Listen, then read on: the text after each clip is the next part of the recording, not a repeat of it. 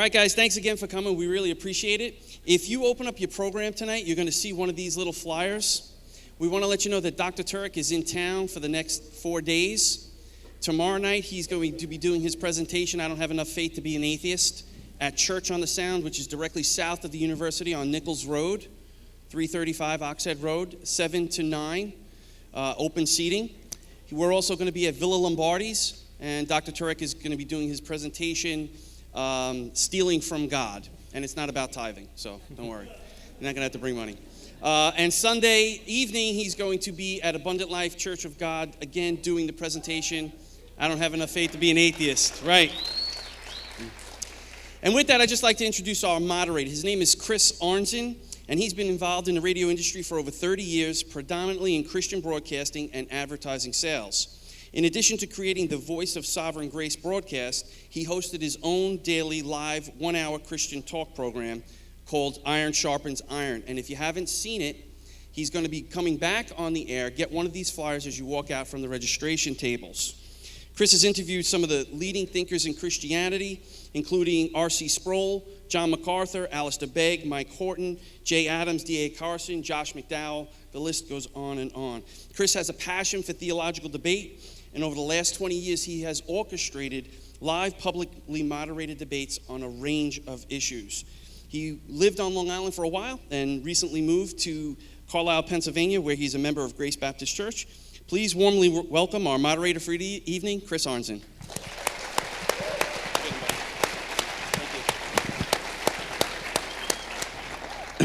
Thank you very much, Anthony. Pastor Josh Fryman just reminded me also, please, folks, this is a debate and there could be tension in the air, so please no heckling or throwing objects, no throwing of chairs or food. And this warning also includes the atheists, so please.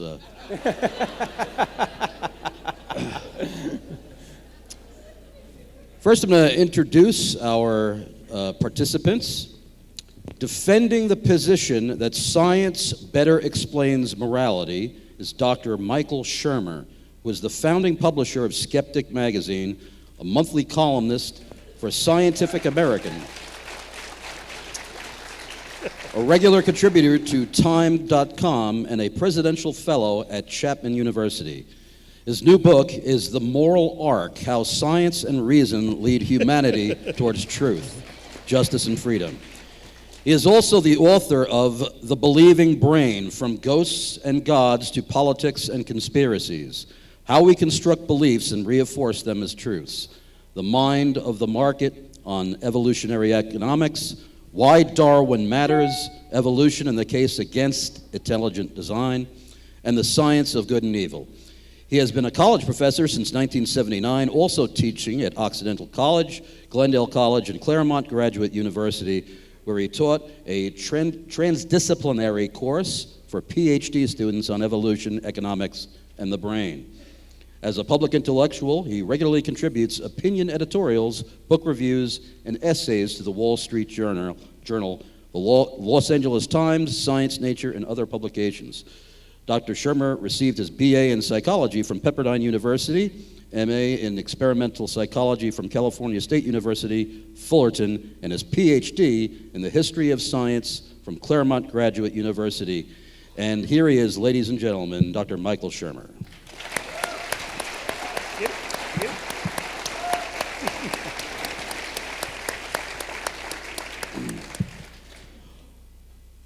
Defending the position that God better explains morality is Dr. Frank Turek. He is a former aviator in the U.S. Navy.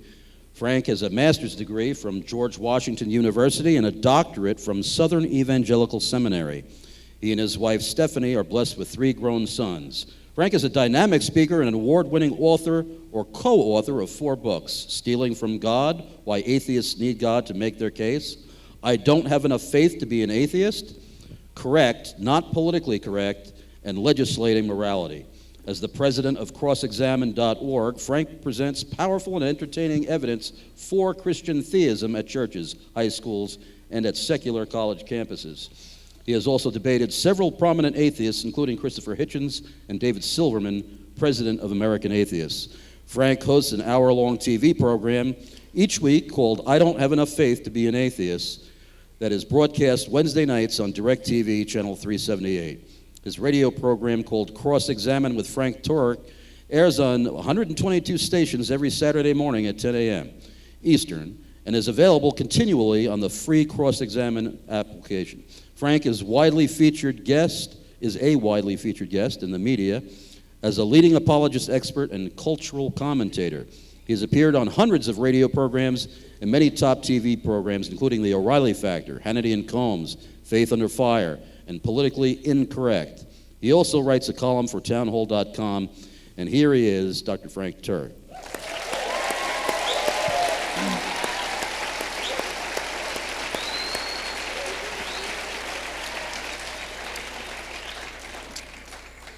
The premise of this debate is, what better explains morality, God or science? Each of our participants has a 20-minute opening statement, and then they will have 15-minute cross-examinations each. We will also have 45 minutes of question and answers from the audience. Obviously, the audience will be asking the questions, and the debaters will be answering the questions. And then there will be 10-minute closing statements. During the Q&A, the presenter being addressed will have 2 minutes to answer, and the other presenter will have 1 minute to rebut their answer. We will form two lines, one to address Dr. Shermer and one to address Dr. Turek, and alternate between them. You will have 30 seconds to frame one question. This is not a dialogue or another debate, and there is no follow-up question. Please be clear and to the point so we can get everyone's questions. No sermons, no filibustering, and you will receive a mild electric shock if you go over the 30 seconds. It's not strong enough to kill, but it should shut you up. And now we will begin with our first presenter, Dr. Frank Turek.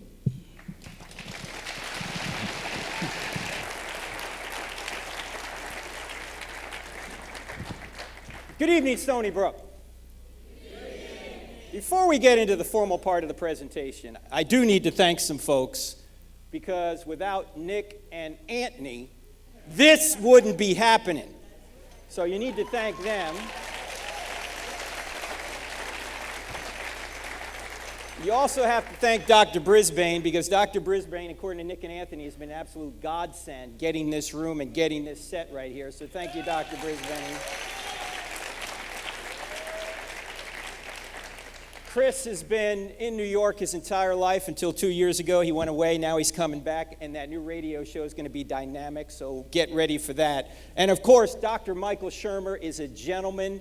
He's going to be the nicest person I've ever debated. You're going to like Dr. Shermer, all right?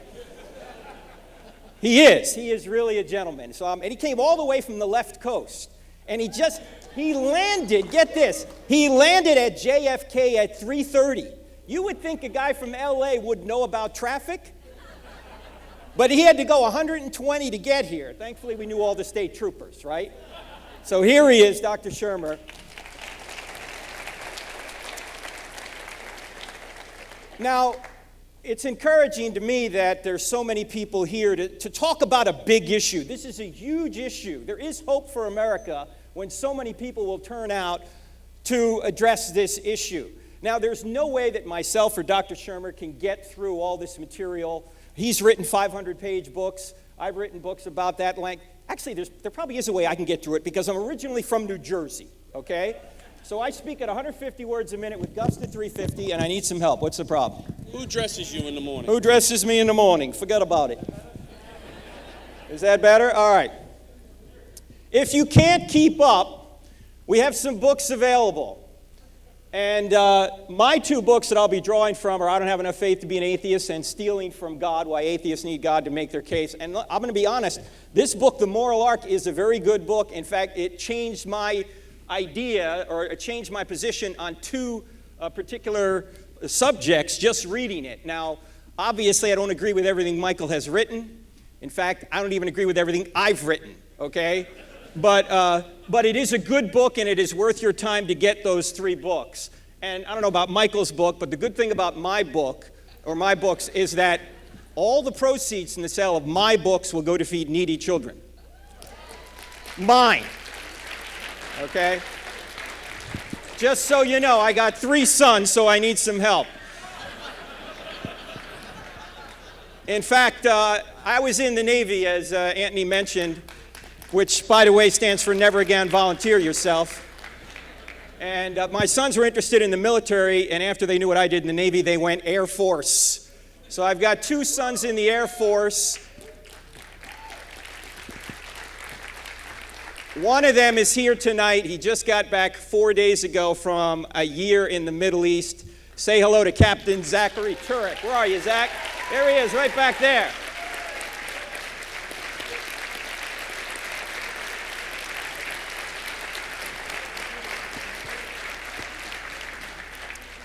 All right, now before we get started here, one other thing. I'm going to be moving very quickly through this presentation. I know Dr. Shermer will go through his quickly as well. If you want this presentation in a PDF format, later on, type in this in your browser, crossexamine.org/New York, and we will email it to you, because I'm going to scream through this thing because we have limited time. Are we ready to go, Chris? All right, here we go. Is morality better explained by God or science? In order to do this, I think we need to define some terms. So let's define what we mean by objective morality, God, and science. By objective morality, I mean right or good values that are true and binding regardless of human opinion.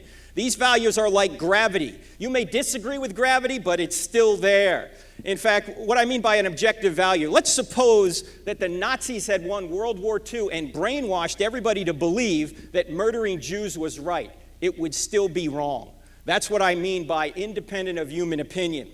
What I mean by God is the infinite, eternal, and morally perfect being, the greatest good, who is the source and sustainer of everything that exists. I'm not talking about the flying spaghetti monster. I'm not talking about Zeus or Thor. I'm talking about a spaceless, timeless, immaterial, powerful, moral, personal, intelligent, sustaining cause.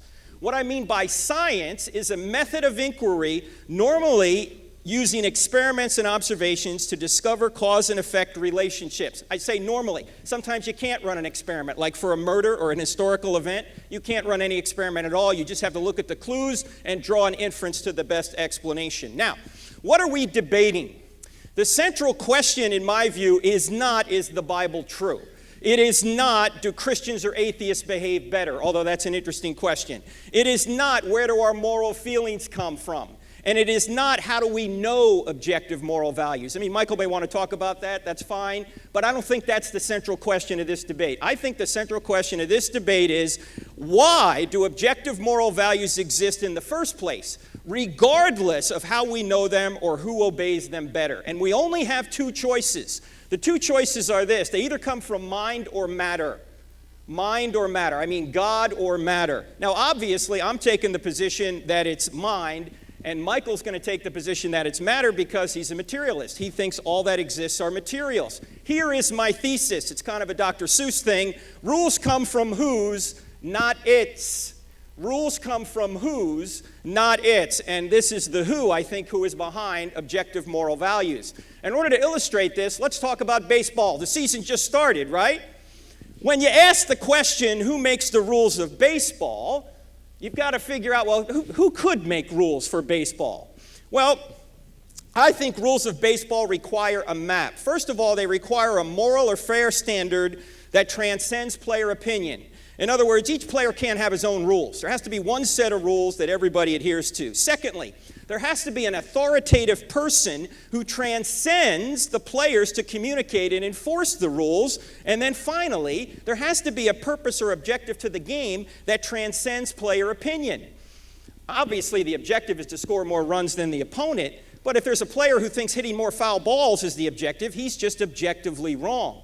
Now, science can help you play the game better. If you can figure out the laws of physics and how to throw and hit better using science, that can help you play the game better, but science can't make up the rules to the game. You need a person for that. Who is the person?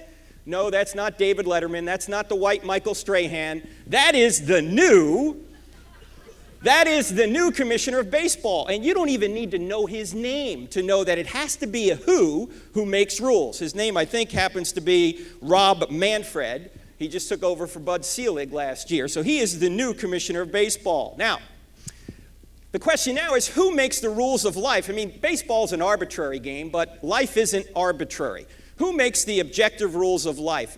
I think they also require a map. They require a moral standard that transcends human opinion. They require an authoritative person who transcends humans to communicate and enforce the rules, and also a purpose or objective of life that transcends human opinion. Now, let's go through each one of these, and I obviously think that's God, by the way, who is the person behind the rules of life, the objective rules of life. Let's go through each one of these in order. Let's talk about a moral standard that transcends human opinion. If there is no God, if there is no standard beyond humanity, then everything's a matter of opinion. In other words, if there is no God, what Hitler did is just a matter of opinion. It's just your opinion against Hitler's opinion, because if there is no standard beyond humanity, it's just one person's opinion against another person's opinion. Now, Michael agrees that there are objective moral values. Of course, he would agree that torturing babies for fun is morally wrong, or murdering people is morally wrong. If there is no God, I don't see how that can be objectively morally wrong. In fact, let me ask a question. How can you discover who was morally better? Mother Teresa, the Catholic nun who served the poor till the day she died in the streets of Calcutta, or the murderous tyrant Hitler? Well, let me ask the question this way. How do you know which map is better? Which map of Scotland is better? Is it map A or map B? What would you need to see in order to know which map was better? You would need to see a real unchanging place called Scotland. If Scotland doesn't exist, then these two maps are meaningless. But since Scotland does exist, we can see that map A, while it's not perfect, is a better representation of the real Scotland than is map B. In other words, Scotland is the external standard or the external referent by which we measure these two maps. Well, that's exactly what we do when we compare Mother Teresa and Hitler. Mother Teresa wasn't the standard. Hitler wasn't the standard. There's a standard beyond both of them by which we measure both of them. And God's nature is the standard of morality. He doesn't look up at another standard. He doesn't arbitrarily make things up. He is the standard. The buck has to stop somewhere, and it stops with God's nature. Now, C.S. Lewis said things very well, and here's what he said about this idea. He said, the moment you say that one set of moral ideas can be better than another, you are in fact measuring them both by a standard, saying that one of them conforms to that standard more nearly than the other, but the standard that measures two things is something different from the other. So that's the M. The A is the authoritative person who transcends humans to communicate and enforce the rules. Let's suppose we were to come in here. You came in here today and you couldn't get dinner, so you brought some Chinese food with you. And you sat down to have the Chinese food right here in one of these rows here, and you open up your fortune cookie and it says, time to get out and seek new opportunities. You'd go, hey man, that's a nice little fortune there. But you wouldn't feel compelled to get up right now, leave the building, and go seek new opportunities, right? You go, that's a nice fortune, but a fortune cookie's kind of random. I don't need to leave right now. It's just a fortune cookie. But if this guy walked in and said, hey, get out of the building, right? Or better yet, if this guy came in and said, get out, get in the chopper, we'd all get out and get in the chopper, right? Actually, this guy is a better example, right? He, and if we get any more full, he actually is going to come in here and say, get out of the building. This guy has authority, and laws require a lawgiver. A lawgiver is a person with authority. Rules come from whose? They don't come from its. Now, obviously, if there is no God, evolution can't tell you what to do. I mean, how does a mutating genetic code have the authority to tell you how to behave? It doesn't have any authority. Evolution just describes what happens, doesn't tell you what ought to happen. Let's now talk about the purpose or objective of life. There can't be objective rules if there is no objective purpose. And you can't have morality unless you have purpose. And Dr. Shermer actually agrees with this. He said morality and purpose are inextricably interdigitated. In other words, interlocked. You cannot have one without the other. He's absolutely right about that. But here's the problem for Dr. Shermer. Dr. Shermer is a materialist. He said this in a debate with the New Ager Deepak Chopra. He said, I explained that I am a materialist and a monist. I do not believe that there is a body and a soul. There is just a body. There is no brain and mind, just brain. Well, here's the problem. You can't have morality and purpose if materialism is true. If evolutionary materialism is true, there is no morality or purpose. And this was said very well. I don't normally quote Richard Dawkins, but I'm quoting him right now, a very prominent atheist, as you know. He put it this way. He said, in a universe of blind physical forces and genetic replication, some people are going to get hurt and other people are going to get lucky, and you won't find any rhyme or reason to it, nor any justice. There is, at the bottom, no design, no purpose, no evil, and no good, nothing but blind, pitiless indifference. DNA neither knows nor cares. DNA just is, and we dance to its music. Dawkins, if his worldview is right, is absolutely correct about this. He's a great writer. He's saying the truth that if we're just molecules in motion, we're just dancing to our DNA. In fact, to Dawkins' credit, although he is an ardent evolutionist, he said, I don't want Darwinian principles on morality. He said, I've always said that I am a passionate anti-Darwinian when it comes to the way we should organize our lives and our morality. We want to avoid basing our society on Darwinian principles. Exactly. Now, to be totally clear here, evolution is descriptive. It is not prescriptive. But if people want to take the prescriptive nature of survival of the fittest, what do you get?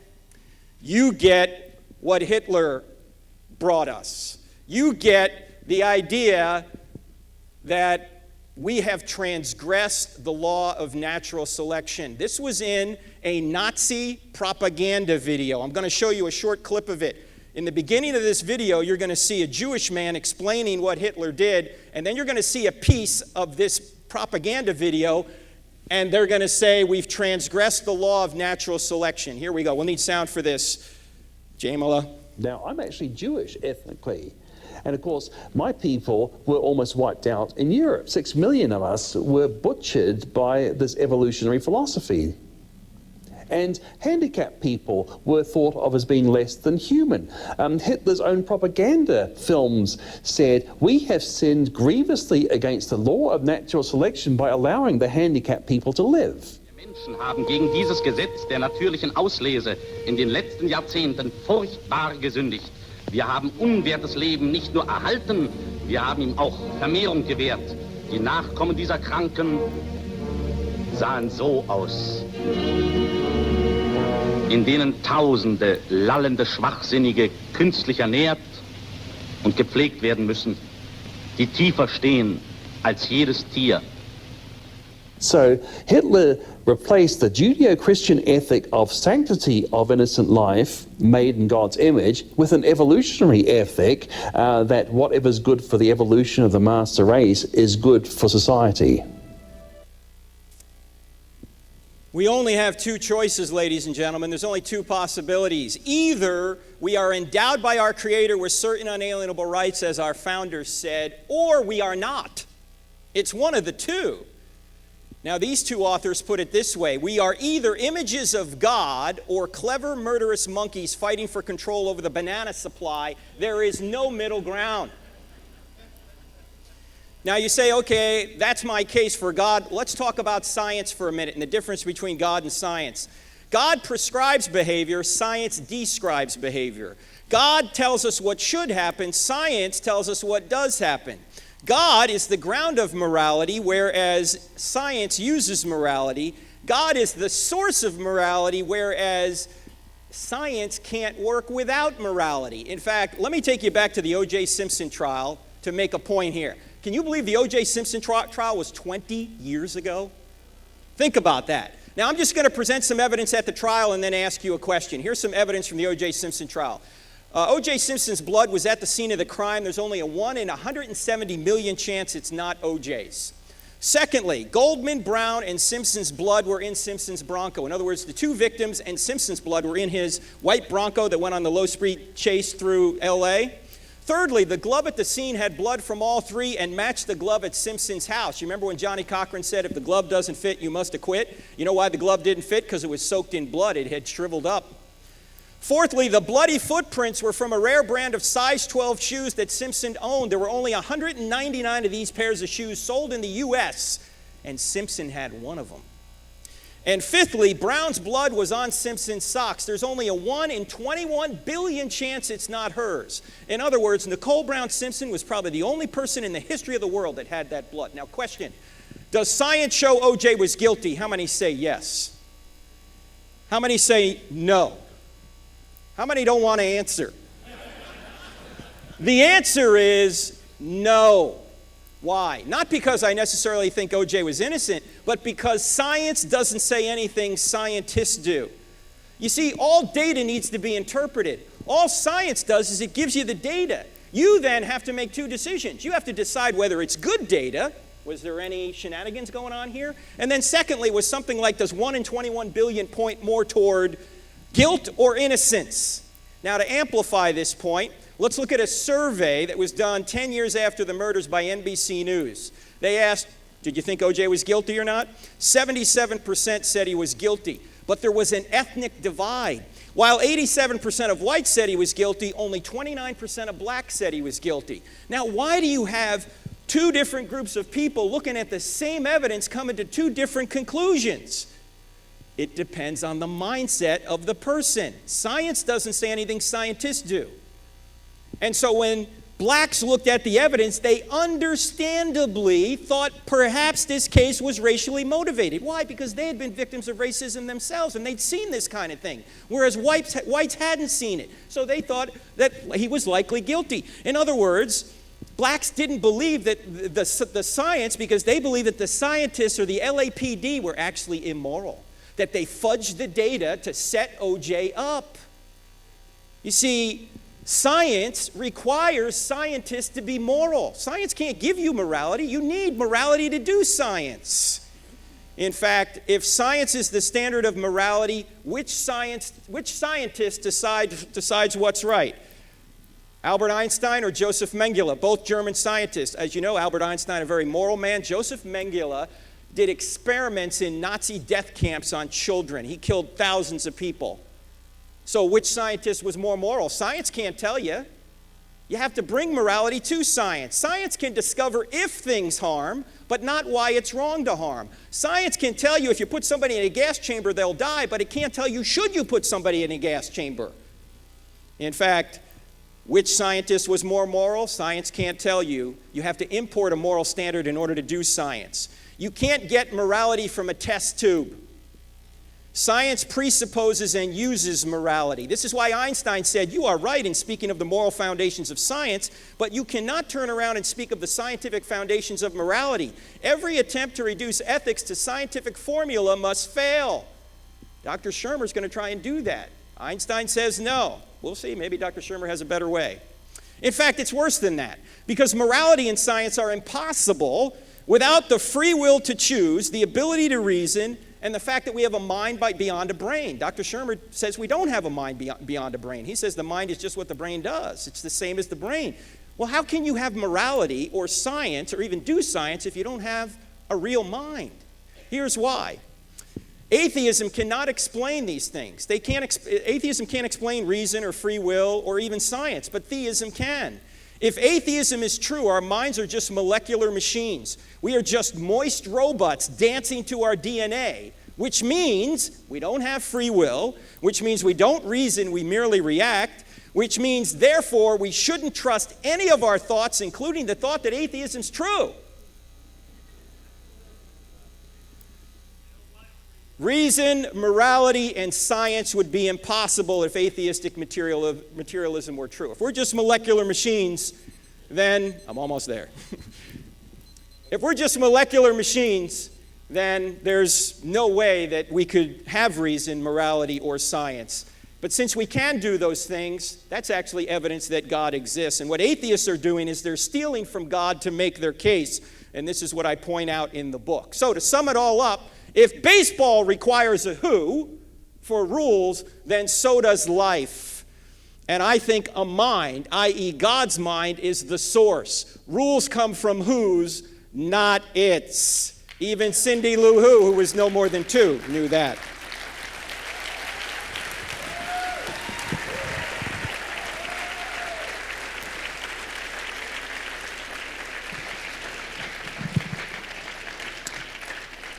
Now we have a 20-minute opening statement from Dr. Michael Shermer. Thank you.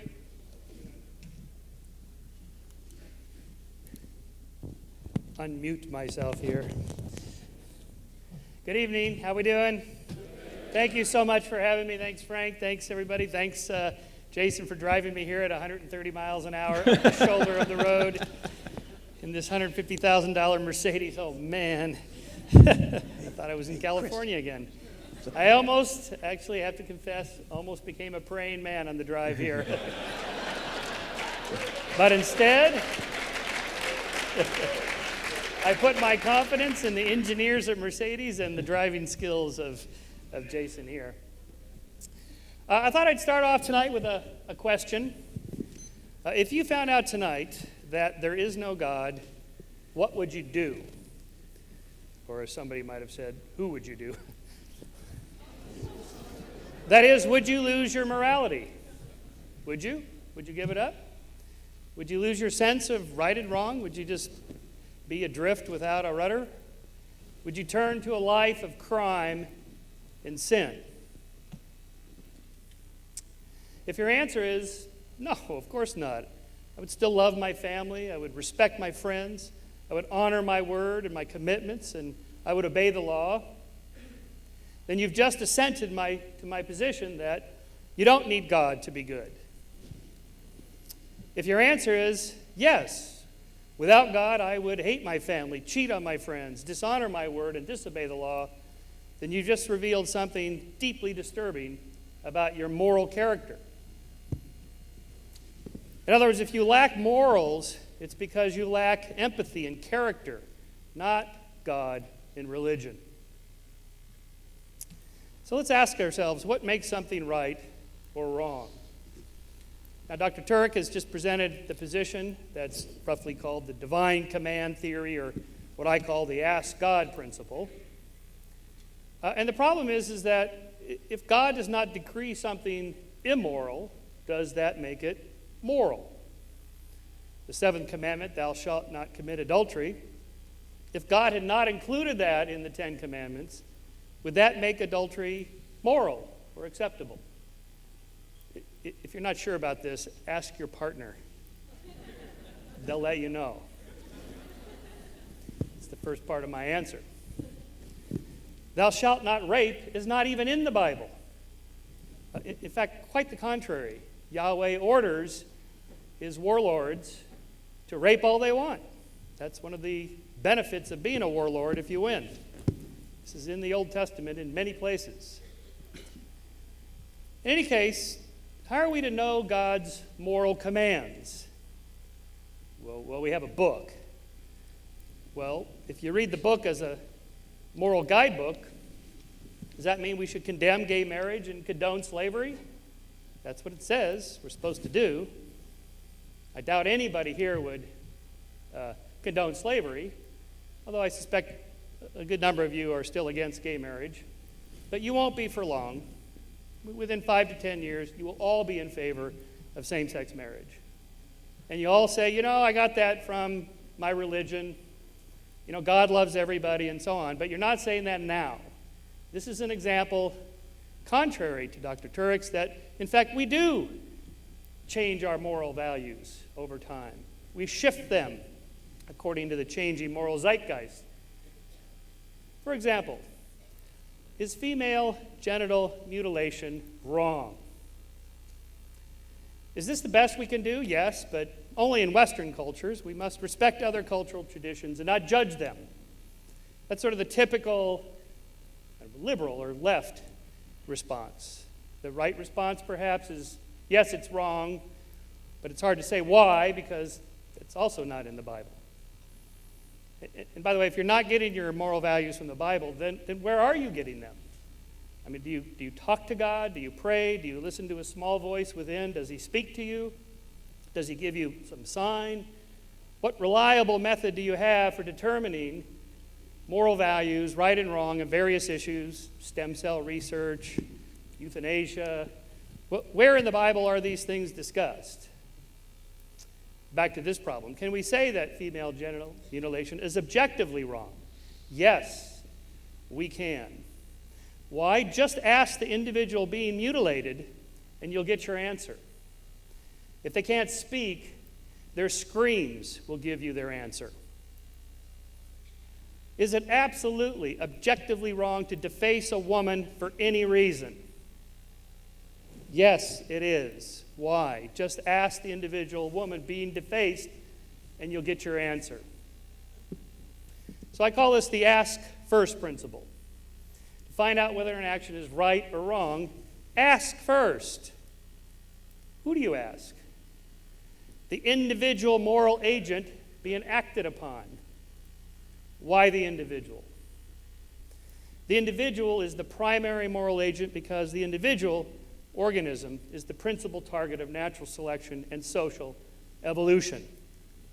So here's how we build and construct an objective moral system from the bottom up with selfish genes, with evolution, with natural selection. The first moral principle is to help yourself and your kin and your kind. Technically speaking, this is called kin selection. And from there, of course, you're going to be nice to your kin and kind, your immediate family, your parents, your children, your grandparents, your grandchildren, and so forth. The second moral principle is I'll scratch your back if you'll scratch mine. This is called reciprocal altruism. So even if I'm not genetically related to you, it pays for me to be nice to you because when times are tough for me, it would be nice if you were nice to me. And we do this. We evolve this capacity to have moral emotions, to care about other people, to have empathy, to have sympathy, to bond with our fellow social primates. It's what we do. So the survival and flourishing of individual sentient beings is a basis for establishing objective morals. This is where I begin it in the moral arc. And so determining the conditions by which humans best flourish ought to be the goal of a science of morality. Okay, my point is, in my book, is that we've already been doing this for centuries. We've been devising experiments, social experiments, on how best we should live. Democracy is one of these social tools invented to figure out a way better than all the other ways before. Theocracies, autocracies, dictatorships, and so on lead to the loss of freedom and liberty, survival and flourishing. So in other words, female genital mutilation is morally, objectively wrong because it permanently robs individuals of their evolved sexual nature. That's part of their survival and flourishing. So morality is transcendent and objective in the sense of not being just a trait of individual humans, not just being you. It's a trait of the human species. It's what you get by being born human. It comes with the package. It's what our founding fathers meant when they said we have certain inalienable rights. Now, they were deists. When they said by the Creator, they meant in sort of a generic sense. They didn't know about evolution. That was before that theory was devised. But this is what the Creator is. We were created by evolution. Evolution created the moral emotions over millions of years in our Paleolithic ancestors. In other words, if you were just selfish, greedy, hoarding all the resources you possibly could in your little group, because that was the best thing for you to propagate your genes in the next generation, that won't work. That is not the most selfish thing you can do. That is not the best thing you could do for yourself because everybody else in your group, if they're like you, they'll all be doing the same calculation. How can I exploit this guy to benefit myself? If everybody in the group thinks like that, there is no social group. It disintegrates into violence and chaos. The best thing you could do for yourself is to be nice to other people. Now, mind you, this is not a rational calculation. Nobody's thinking about this.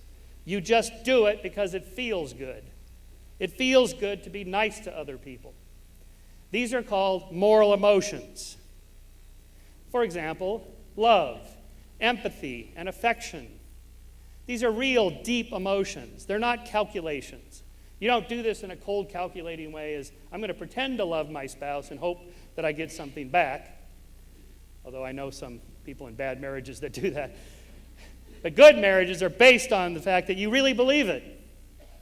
And your spouse knows that you know that she really believes it, that he really cares. By the way, I'm often challenged by theists, not by Dr. Turek here, but about love. You know, love is not one of these things that science has anything to say about. How can you say that there's evidence for love? Actually, you know what you call love without evidence? Stalking. Think about that for a second. That's a Tim Minchin line. It's very deep, actually. Love has to do with give and take and taking care of each other. That's the best thing you can do. Now, unfortunately, we evolved other characteristics of our nature that are not so good. For example, sometimes people try to take advantage of us. And therefore, we evolved other emotions like anger and revenge that leads us to fight back and defend ourselves against predators and bullies. We evolved the emotion of fear to cause us to pull back and retreat and escape from risks. We evolved the emotion of disgust that directs us to push out, eject, and expel that which is bad for us, such as bodily excreta and other disease vectors. One of the things that people like Hitler do is they glom on to the negative moral emotions and attach them to the people that they don't like. This is a collectivist type of thinking. This is why individualist thinking is the right way to go, because the body counts can rack up very quickly if you think that your group is better than some other group. Religion is not the only force that does that. Ideologies do that as well. Jealousy leads to bait guarding, and so on. In other words, these are emotions that evolved as proxies for what's good for you as an individual. You don't have to think about it. You don't have to do the calculating. You just feel hungry, or you feel love, or you feel affection, or you feel fear, you feel anger, and the emotion is what changes your behavior, causes you to act in a certain way. Therefore, most of the time, most of us are nice to one another. Occasionally, people try to free ride the system, bully the system, and so forth, and therefore it's good to stand up and fight for yourself. Let me give you some examples of this. I'm going to show you a short video clip here. It's just 20 seconds long. I'm not sure where this is. It's in Europe somewhere, I think. It's on a train platform. I found this little video clip when I got tired watching cat videos. And so what you're going to see here is a conflict between two moral emotions. That revenge, anger, to strike back, to hurt somebody that I love or I'm connected to. And then the affection, bonding, helping emotions. What you'll see is these three are talking. All of a sudden, this guy reaches out and pushes this woman backwards. She stumbles and falls. He reaches out and tries to grab her and misses, and into the train pit she goes. He starts to go like he's going to rescue her, got to help. There might be a train coming. And all of a sudden, he's just overcome with emotion. That bastard. And he turns around and just cold cocks this guy. And it's a beauty, roundhouse right out of Hollywood. Bam! Snaps his head back. Bam! Snaps him again. And then he staggers around for a moment like, hey, there was something else I was supposed to do. What was it? Oh, yeah, I got to help my friend. He reaches down, grabs her, pulls her up, says something to her like, are you okay? And she says, yeah. And then he immediately goes after this guy who's now made a quick escape out the door so he doesn't get hurt anymore. And then also while you're watching that, watch this guy. He's like an EMT of some sort. And he sees what happens. He comes running down the platform. You'd think he would reach in to grab her, to help her. She's lying on the track. Oh, no. As soon as he sees this guy take off, you can see what he does. All right, so here we go. All that in 20 seconds. Okay, hang on. Hold on. I lost the video clip there. That's not good. Sorry. I don't know what happened to that, but I'll pull it out for you. Yeah, it's on YouTube. Yeah. Okay, hang on. I'm sorry I lost that. I just tested it before we started. Let's try to see if it works on this way.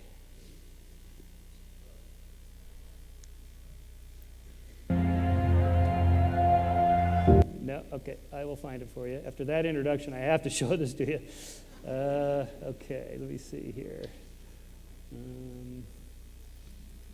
Okay. While he's looking, I'd like to introduce you to someone in the audience. We have a special guest in the audience, one of the funniest men alive. He was one of Johnny Carson's favorite comedians, Bob Nelson. Bob, will you stand up?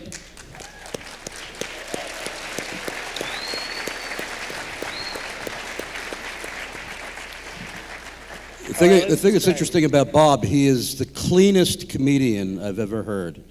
That has nothing to do with his personal hygiene, which is horrible, but it's great to see you, Bob.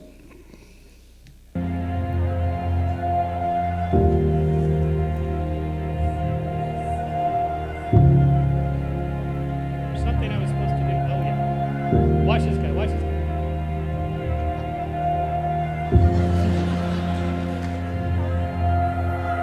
Are you all right? And get this guy.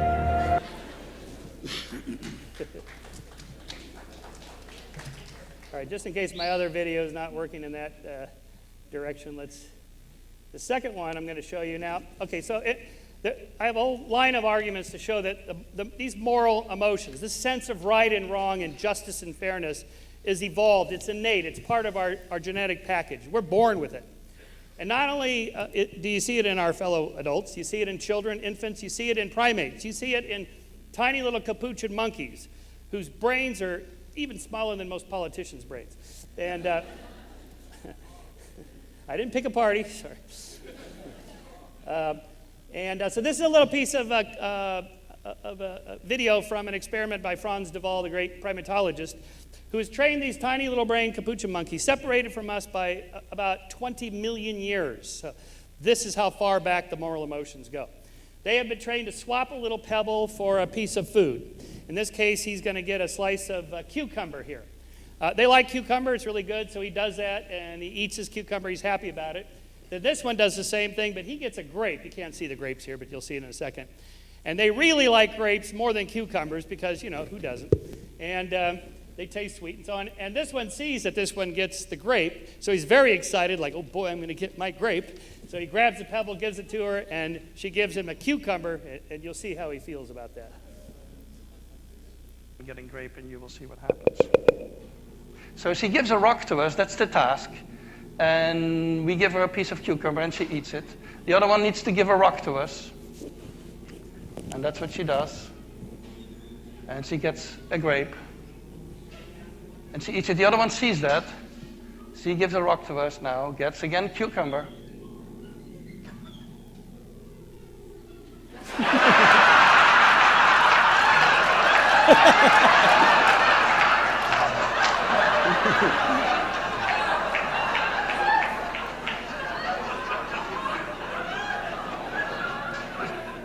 She tests the rock now against the wall. She needs to give it to us. And she gets cucumber again.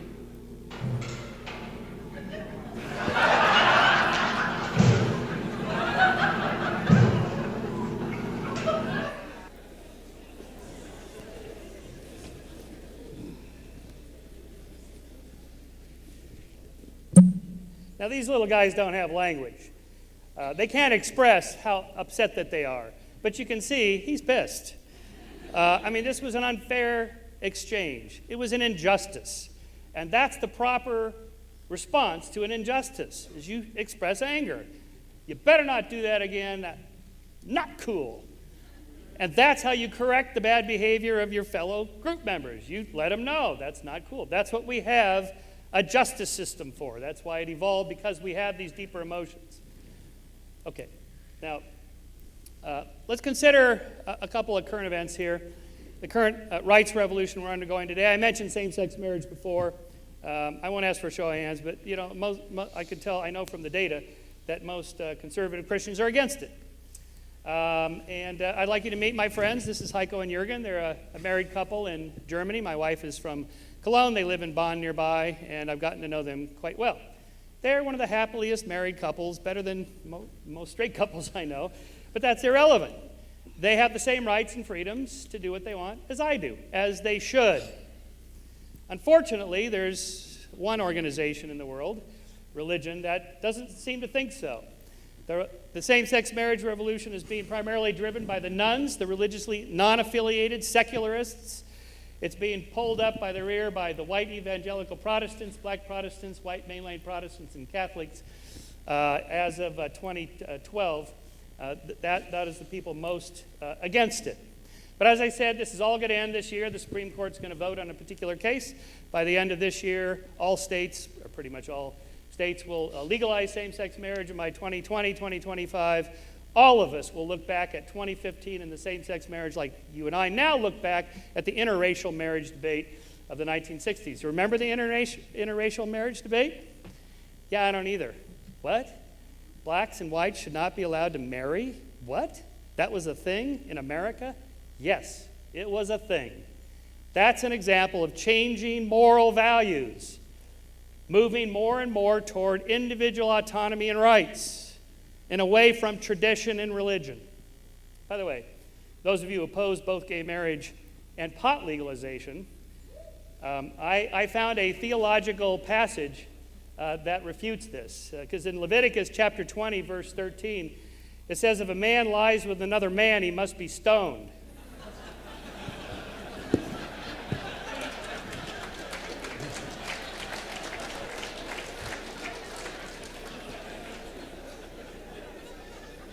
I can read the Bible too, you know. I was once a Christian. I read both books. Let's take another current event, ISIS and violent religion.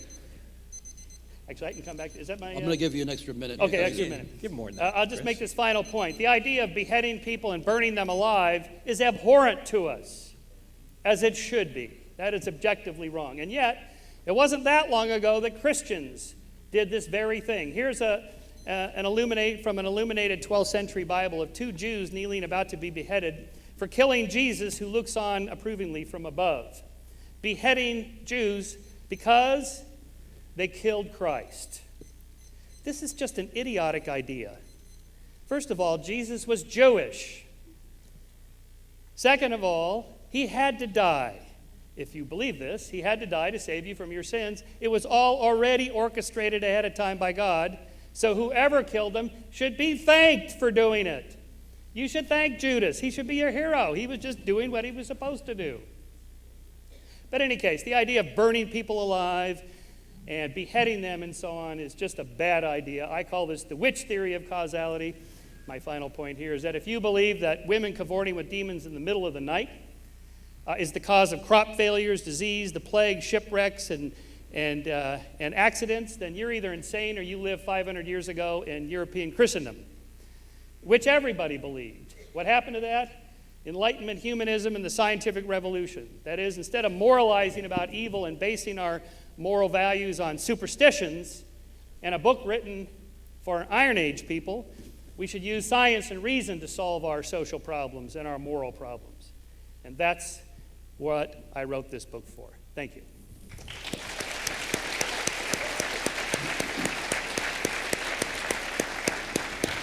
We now come to our cross-examination period, and each of our participants will have 15 minutes to ask questions of his colleague, and obviously then we will switch who will be asking questions and who will be answering questions. We'll begin again with Frank Turek for 15 minutes.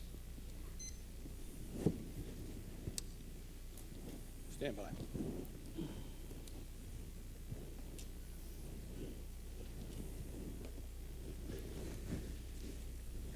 I can call you Michael, right, Michael? Please? I'm sorry? Can I call you Michael? Oh, of course. Okay, good. That's my name. Yes, I know. You were just talking about how these morals have evolved, and evolution gave us this moral sense. Well, that means evolution gave Hitler his moral sense, too. Why is his moral sense worse than, say, your moral sense? First of all, I outlined, that the survival and flourishing of individual sentient beings, by the way, I say sentient beings because it's not just humans, primates and so forth should have some of these rights to not be tortured and suffer. But it's wrong because the extermination of so many people, the removal of their rights. It's an example of collectivist thought run amok. But why is that wrong? It's wrong because each of us deeply wants to survive and flourish. It's part of our genome. It's part of who we are. You just have to ask anybody, and they will tell you, What? yes, I would prefer that. Oh, I know that's true. That's true. And Stalin preferred to kill a whole bunch of people so he could get what he wanted. Why was that wrong if there's no God? Because, again, a single individual driving a genocide may benefit the individual, but it sacrifices all the individuals of the group. What's wrong with that? It's wrong because the individuals themselves object to it, and the only way you can make that happen is through force and violence. But Stalin objected to those people living. So what's the problem? Because we don't care about Stalin's individual moral attitudes toward millions of people that he wants to kill. We care about the millions of people. We care, but what if he doesn't? Why is his opinion about what he should do to his people? Psychopaths like Stalin, who have no moral sense, do not dictate the long arc of the moral universe that's moving more and more toward individuals having autonomy. But why and is freedom. that good that individuals have autonomy? By what standard? By the standard that evolution granted us the right. But evolution to granted us survive. Hitler. The same you quoted from the founding fathers, created by who? The inalienable rights. By who? Yeah, by evolution. Is that what the Declaration of Independence says? Evolution? Well, okay, so endowed I'm by using our evolution? Listen, by creator, I mean evolution. Our founding fathers, you say, didn't know about evolution, so why are you putting words in their mouth? They said that our rights are endowed on us by God, our creator. No. That's not what they said. Okay, first of all, Thomas Jefferson, who wrote those words, was not a Christian. He was a deist at best, and he basically purged the Bible of all supernatural, miraculous, the Jefferson Bible. And so his idea of creation, the creator, is just wherever we came from. We don't know. He certainly did not mean Yahweh, the creator of the Bible, allegedly. He did not mean that God. He just meant wherever we came from, we are given these rights by dint of being human. Well, so I'm using it in that sense. But Michael, he's not. Sorry. Jefferson has struck. Jefferson.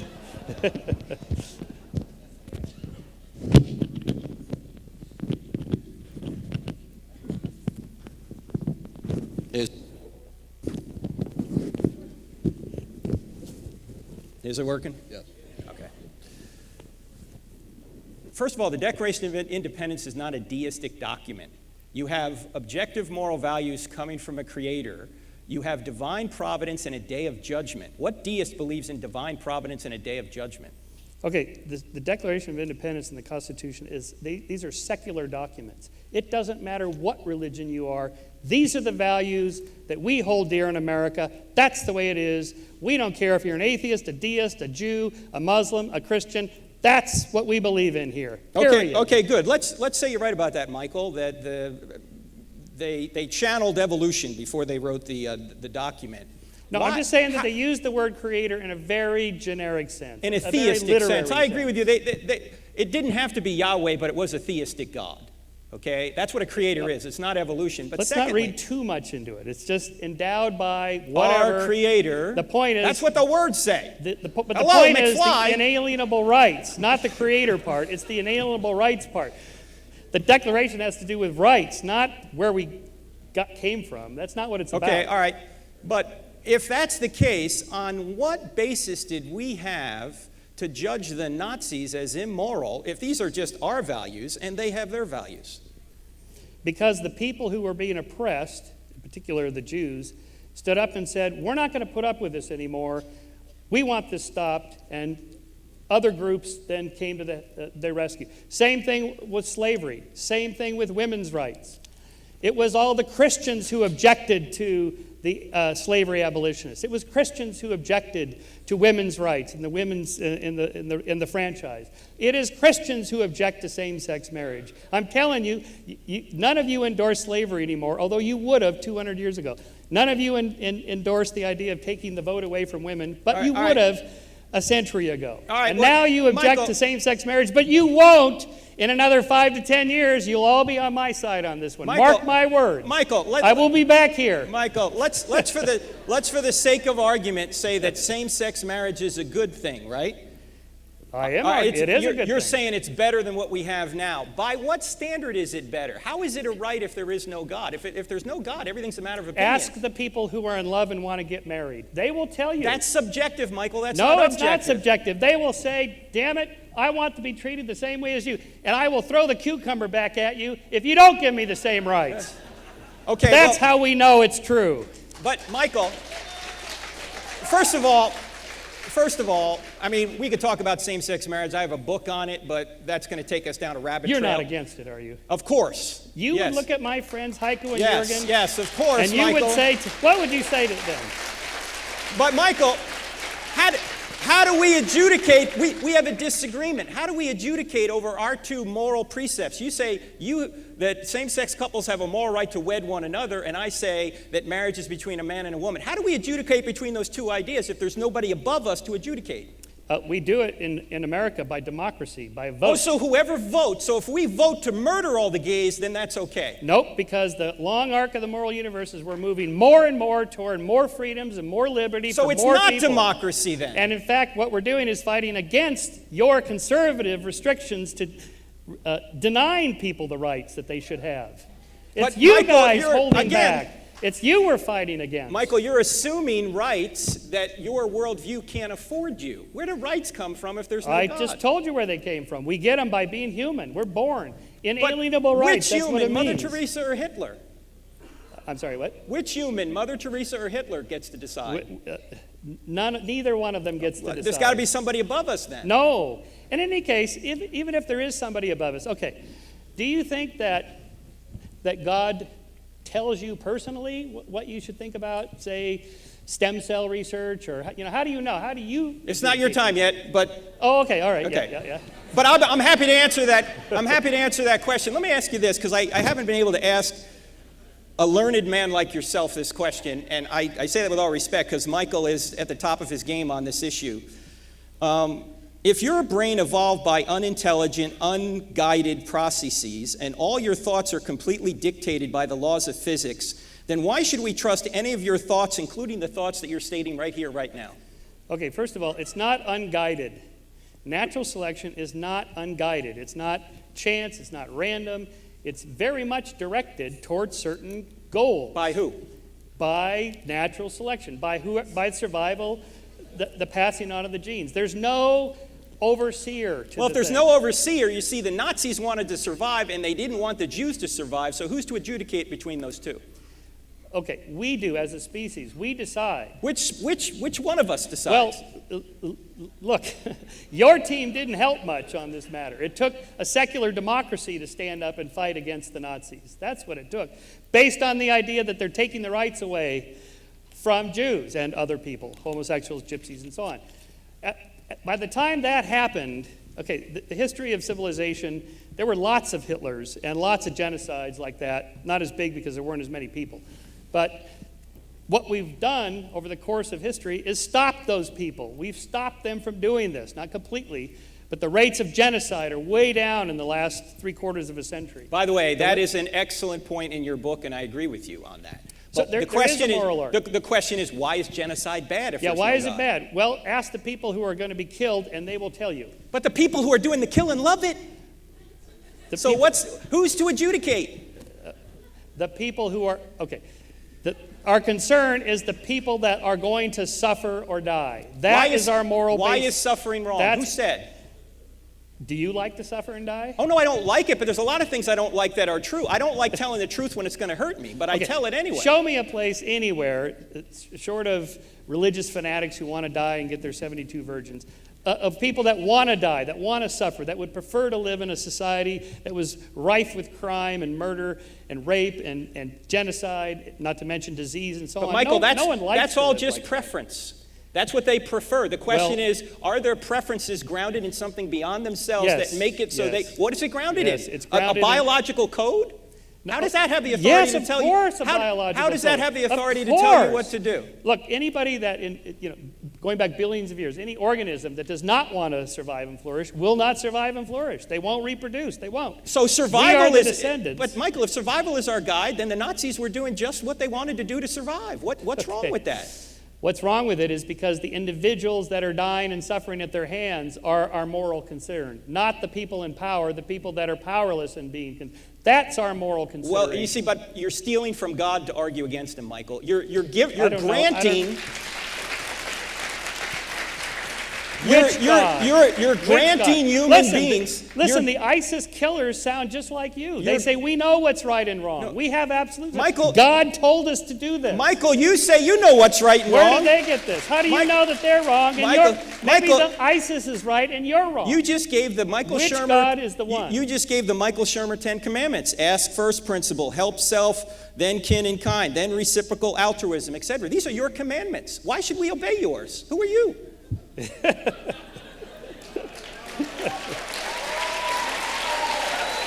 I'll tell you why. There's nothing I wrote in this book, in those modified 10 Commandments, that no thinking person would object to. They wouldn't. You would all agree on these things that I wrote. There's nothing special about them. They're the kinds of things any rational person would come up with. Like, be nice to your fellow people. Try to make other people happy. Try to do the right thing. There's nothing particularly controversial about Michael, that. Any reasoning being would come up with something like that, which is what we've been doing for 500 years and overthrowing the chains of tradition and religion and ideology to say these were all bad ideas. Let's try something new, like inalienable rights of individuals. Michael, how can we even reason if we're just molecules in motion? If we're just moist robots, why should anybody believe what I say or you say if every thought I have is a result of a previous natural cause over which I have no control, and the same for you? Well, I don't know why you can't think of any reasons, but as a thinking being, I can think of lots of reasons why. This is what we do. This is what all sentient beings do, and the more cortical material they have, the more cognitive processes they can do. Right, but reasoning is a basic process of survival. You have to be able to infer cause and effect relationships in the environment. It begins with very simple cause and effect relationships, and you build and build on to more complex Exactly, ideas. But that means natural selection builds us towards survival, not truth. So not necessarily. No, not necessarily. This is an interesting debate on that, but you have to have some relationship to reality, or else you will not be able to infer cause and effect, and you will be prey rather than predator. Michael, you're a materialist, so what is the chemical composition of justice? Okay, the capuchin monkey who gets pissed and throws it. That is perfect example. The molecular composition. He has no rational calculation. He can't say this was unfair, but you could see that is the right response to an unfair, unjust social exchange. Right. What is justice? What is this value known as justice? What is it made of? When two people do the same amount of effort and one gets more than the other, that's unfair. That's an example of injustice, but what is the value of justice? What's it made of chemically? Okay, you're asking the wrong question. Of course I am, because materialism's false. That's why. Justice is a concept that we came up with. Materialism. Justice is reflected in the behavior of capuchin monkeys or people on train platforms. The expression of that is our innate sense of right and wrong. Okay, so it comes with the territory. On your worldview, then a monkey's mind is just like our mind, so why should we trust our mind? Well, it's scaled down from ours, or ours are scaled up from it. So we can put language to it. We can say that was unjust. We can set up a justice system with rules and write them down. The monkeys can't do that, but they can certainly express themselves. So there's an evolutionary logic to the interaction between sentient beings in a group. You can't just roll over and let people take advantage of you, or fellow monkeys take advantage. You have to fight back. And then you should also be nice about it. That's where these moral emotions come from. Okay, time. I'm going to have to lay down my own commandment. Please keep your applause, hold your applause until at the end of each session, because when you applaud, you're actually cutting into the time of the debaters, and as typical, you're actually cutting into the time of your favorite debater if you're applauding what he's saying.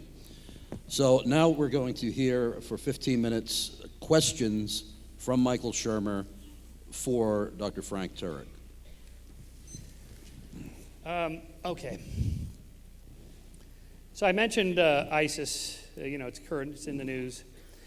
They are just as confident, as enthusiastic about their beliefs as you are.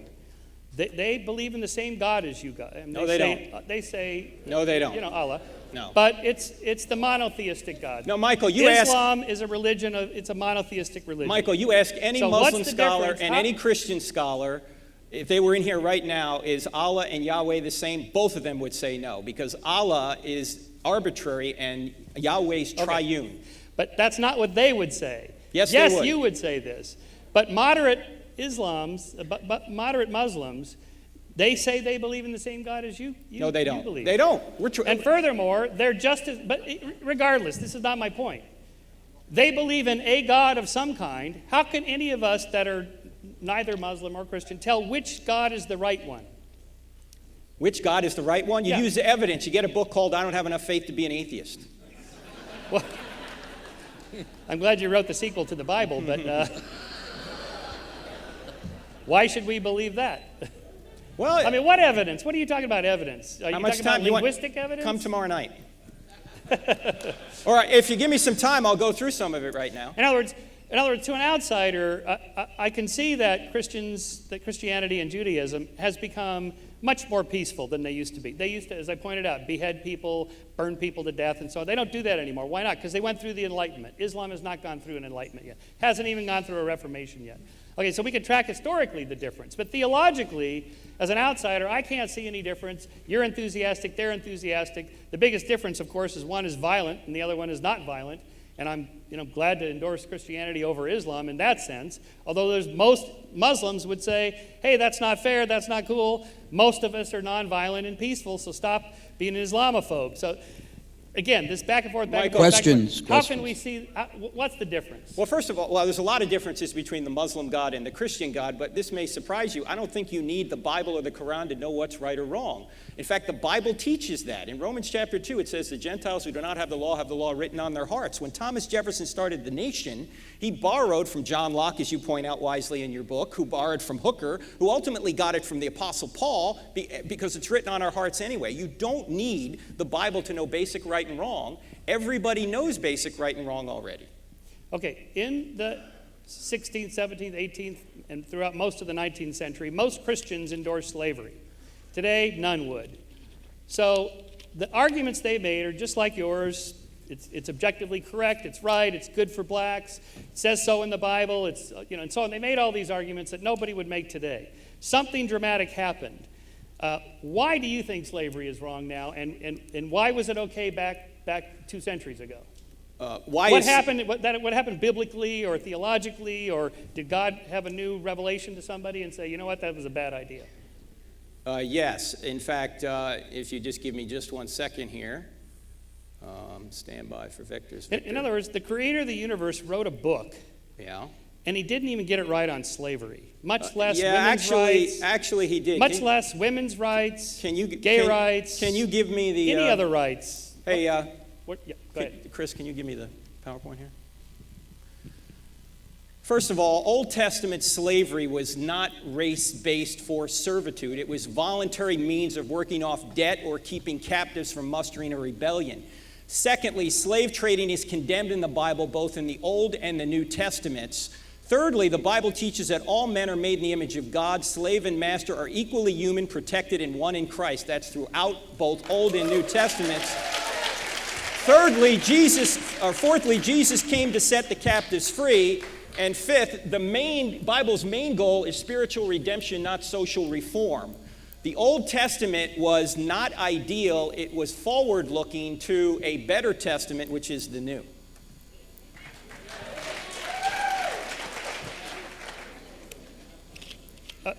Nobody made that argument before. Christians justified slavery using the Old Testament. My point is, you can't be getting your morals from the Bible, and that's a good thing. It's a good thing you don't. It is not a good book. It is not.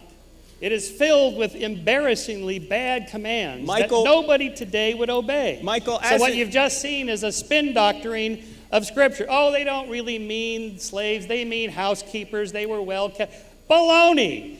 That is not the argument that slave holders held 2 centuries ago. Michael, what happened? Michael, let me agree with you that many people have misinterpreted the text, but because people misinterpret why should you be the final arbiter when 2 centuries ago the leading theologians disagreed with you? Michael, Why are you right? People have misinterpreted all sorts of different But why scriptures is over your the years. interpretation now correct? What Because makes you it- right now? How do you know you're right now? 2 centuries from now, we'd be doing a completely different Michael, debate. how do you know right now gay marriage is a good thing? Evolution can change. Pretty soon I it can won't be a ask good my thing. gay friends, how do you feel about it? And they'll tell me, I want the same rights as you. Okay. And that's right.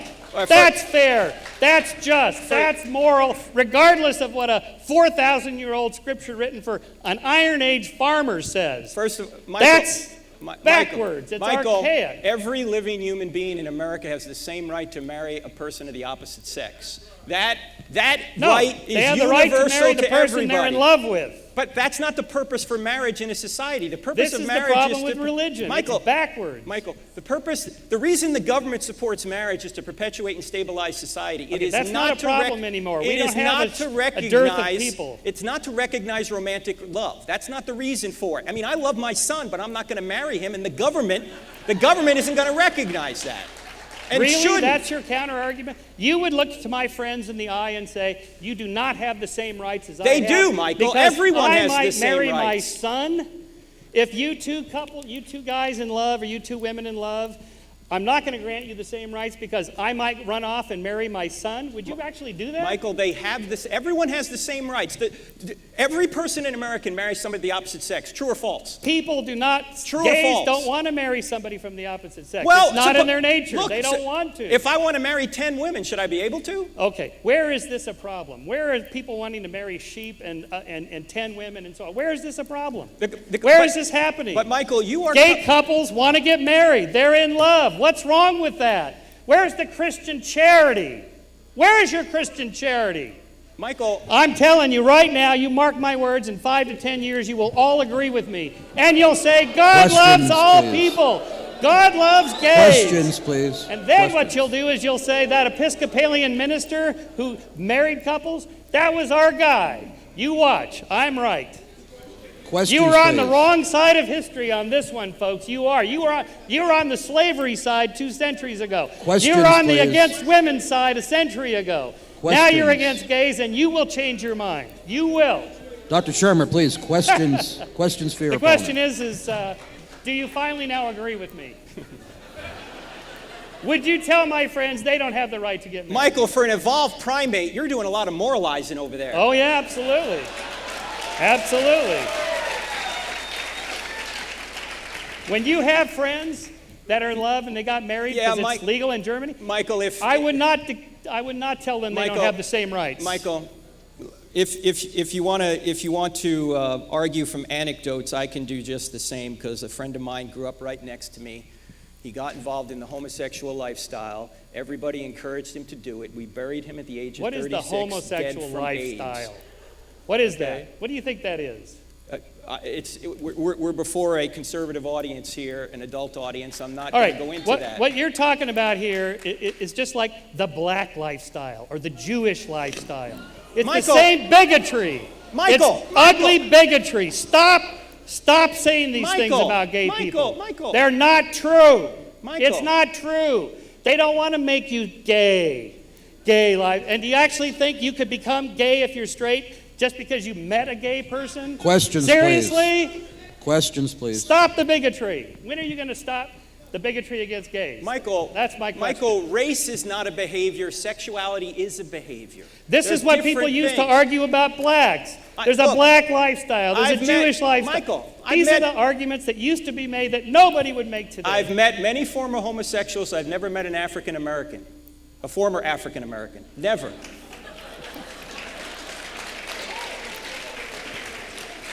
Listen, people used to argue that women were too emotional and unstable to run companies and run countries.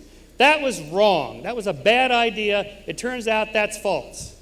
This is how our moral values change. Most of them, we debunk these idiotic ideas we hold about other people. That's what we're going through right now. Questions, please. We have 5 minutes.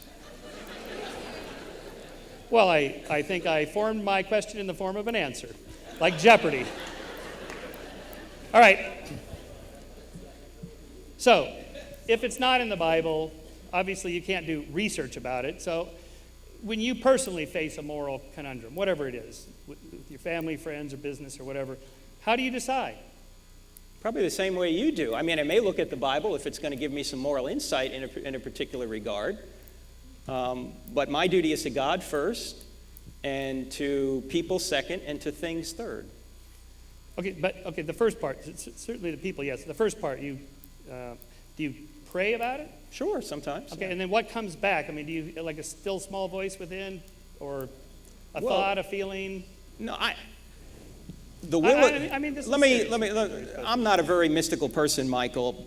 And when people come to me and they say God told me this, I get a little concerned. But my point is that the will of God is never contrary to the Word of God. So, if somebody comes to me and says God told me to leave my wife, I go, that wasn't God. Well, okay, but if a woman came to you and said, you know, my husband is beating me and I'm afraid he's going to kill me and God told me to leave him, you wouldn't say, no, that's not God. Well, you would make a decision based on the context. Yeah, now you're bringing some different information into it, and now I would say, yes, we need to protect you. It's all information. If your friend goes, well, I'm just tired and bored of marriage, then yeah, of course you go, hey, come on, dude, that's not cool. That's right. If it's, he's going to kill me, yeah, you should leave him. Mm-hmm. Okay, so Agreed. It's all people. There's no God in there. It's all people in context. Right, but in order to adjudicate between different moral ideas, between our society and, say, the Nazi society, there needs to be something beyond both societies that is the best standard that one society is closer to than the other, correct? Okay, but how do you know, even if that's true, there's some outside, how do you get to it? Mike, I don't know why you're asking that question, because you already know basic right and wrong. So why are you asking the question, how do you know that torturing babies for fun is... You know it, I know it. And secondly, you should be the one asking yourself that question, because if you're just a moist robot, a molecular machine, why should you believe anything you think? The power of electric meat. It's a beautiful thing. Well, no, really, honestly, Michael, I want to know. I honestly want to know. I get to ask you a question. Oh, sure. Okay. If there's an outside source up there, how do you access it? I mean, this is a serious question, not a mystical thing, but like through prayer, the still small voice, you have a sense. Reading the Bible, meditation. I get advice from other people who are further down the road than I am, and look. I'm gonna. Many people in here will disagree with me. I've never had God say a word to me. Never had an audible voice. None of that. Maybe I'm just not that kind of person, but. God has given us creation, conscience. I have a conscience. We all have a conscience. And I think he's given us Christ through his word. When you have creation, conscience, and Christ, you have some objective rules for living, and you have a purpose for life. There's no purpose in atheism, so how can there be right or wrong? There's no direction to it. First of all, there's no such thing as atheism as a thing. It's just we don't believe in God, end of story. What do you believe in? I believe in rights, I believe in freedoms and liberty and justice, and so I believe in all sorts of things. And all those things you have to steal from a theistic worldview to... No, these come from the Enlightenment. These come from secular Enlightenment philosophers who created in the late 18th century the idea of rights, that we're born with rights. We get them as human. That does not come from the Bible. It comes from people like Jefferson and Locke and Hume and Kant and so on. These are secular Enlightenment philosophers. Michael, Kant was a believer. Well, okay. These sort of deistic, but they're not getting it from the Bible. You have a minute to ask questions. Okay, so it's almost like, you're familiar with Mormonism, where, Joseph Smith got a revelation from God just about the time he started this affair with this woman down the street. Okay, that polygamy was okay. And then that spread for a while, and that was the thing. And then when Utah wanted to become a state in 1896, they suddenly got a new revelation from God saying, you know what, this polygamy thing, bad idea. And they had the same kind of revelations about blacks being in the priesthood in the 1970s when they collided with the civil rights revolution. This is what happens when religions collide with changing moral values. They change. Are you going to change? I will change if I misunderstand something, of course, but I don't think Mormonism is true because there's no evidence that it's true. Golden plates are not a miracle. I can make golden plates in my garage. Well, I think that's how it happened.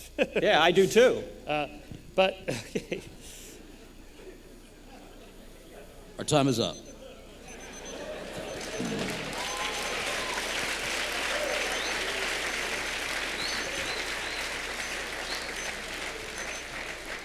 All right, now we're going to be forming lines on either side. The if you're asking a question for Dr. Michael Shermer, be on this microphone. If you're asking a question for Dr. Frank Turek, be behind this microphone. And please remember that you are asking questions, and they're to be no longer than 30 seconds.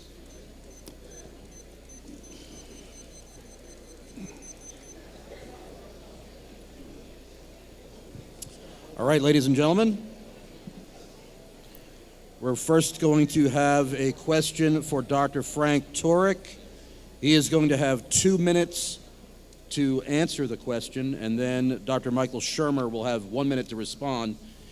After you ask your question of 30 seconds or less, please go to the end of the line immediately or be seated, because there are no follow-up questions. Sorry.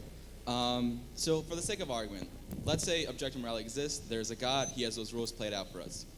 My question to you is how, as humans, so you had a picture of Hitler and Mother Teresa up on the board. Those are two very devout Christians. Hitler's, if you read Mein Kampf, Hitler, a lot of his ideologies should come from the Bible. As a Jew, I know this very well. And Well, hold on. Hitler a Christian? Do you think Hitler was seriously worshiping a Jew? Hitler was very much Christian. His beliefs were, if you, I've been, as a devout Jew, I've been to the Holocaust many times. You can go there yourself. They have lots of articles about how Hitler... So your question was, is Hitler a Christian? And the answer is no. I'll ask my question, if that's okay. Next question, please. Let me get the question out. Touchy subject, I'll continue. So, we can't know these rules without some form of interpretation. We're humans, that's the thing. We're not perfect beings. We have to interpret these rules. So you like to use that word, so I'll use the word yourself. How do we adjudicate between your interpretation of these objective morality and, let's say, my interpretation, or Mother Teresa's, or Hitler's interpretation of these objective morals? Well, you use common sense principles, but what you're getting at here is how we know anything. Okay? Reality is that which is. Metaphysics is what is that which is. Epistemology is how we know that which is. And if you notice, Michael Shermer and I are differing over, I'm talking about what actually is. What is this particular moral law out there? And Michael's talking about how we know it. He's a step up. He's not dealing with the key question. Where does morality come from? Objective moral laws. Linguistics is how we communicate, and hermeneutics is how we know what's communicated. And how do we know? Just like we know when somebody says something to you. You use common sense principles. Like if I say to you, this MacBook Pro cost me an arm and a leg, you know that's a metaphor. You don't think I'm a double amputee, right? When the Bible says Jesus is the door, you don't think he has hinges. You think that is a metaphor for Jesus is the way to salvation. So sometimes it can be hard to figure out, admittedly, but that's true in all human communication. It can be hard to figure out what the communicator is saying. But in the Bible, I think the main things are the plain things, and the plain things are the main things. Dr. Shermer, you have a minute to respond? Yep. Well, first of all, Hitler was Catholic. Whether he was serious about it or not, who knows? Most politicians use religion to whatever extent they can for power.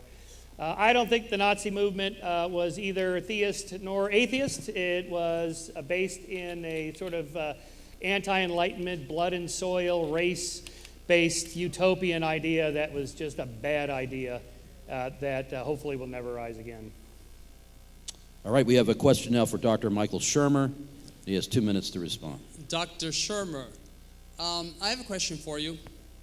You say that science is used to make moral decisions. So you used as an example the Jews in World War II, that they didn't want to get killed, and there were so many slaughtered that you realized that that's wrong.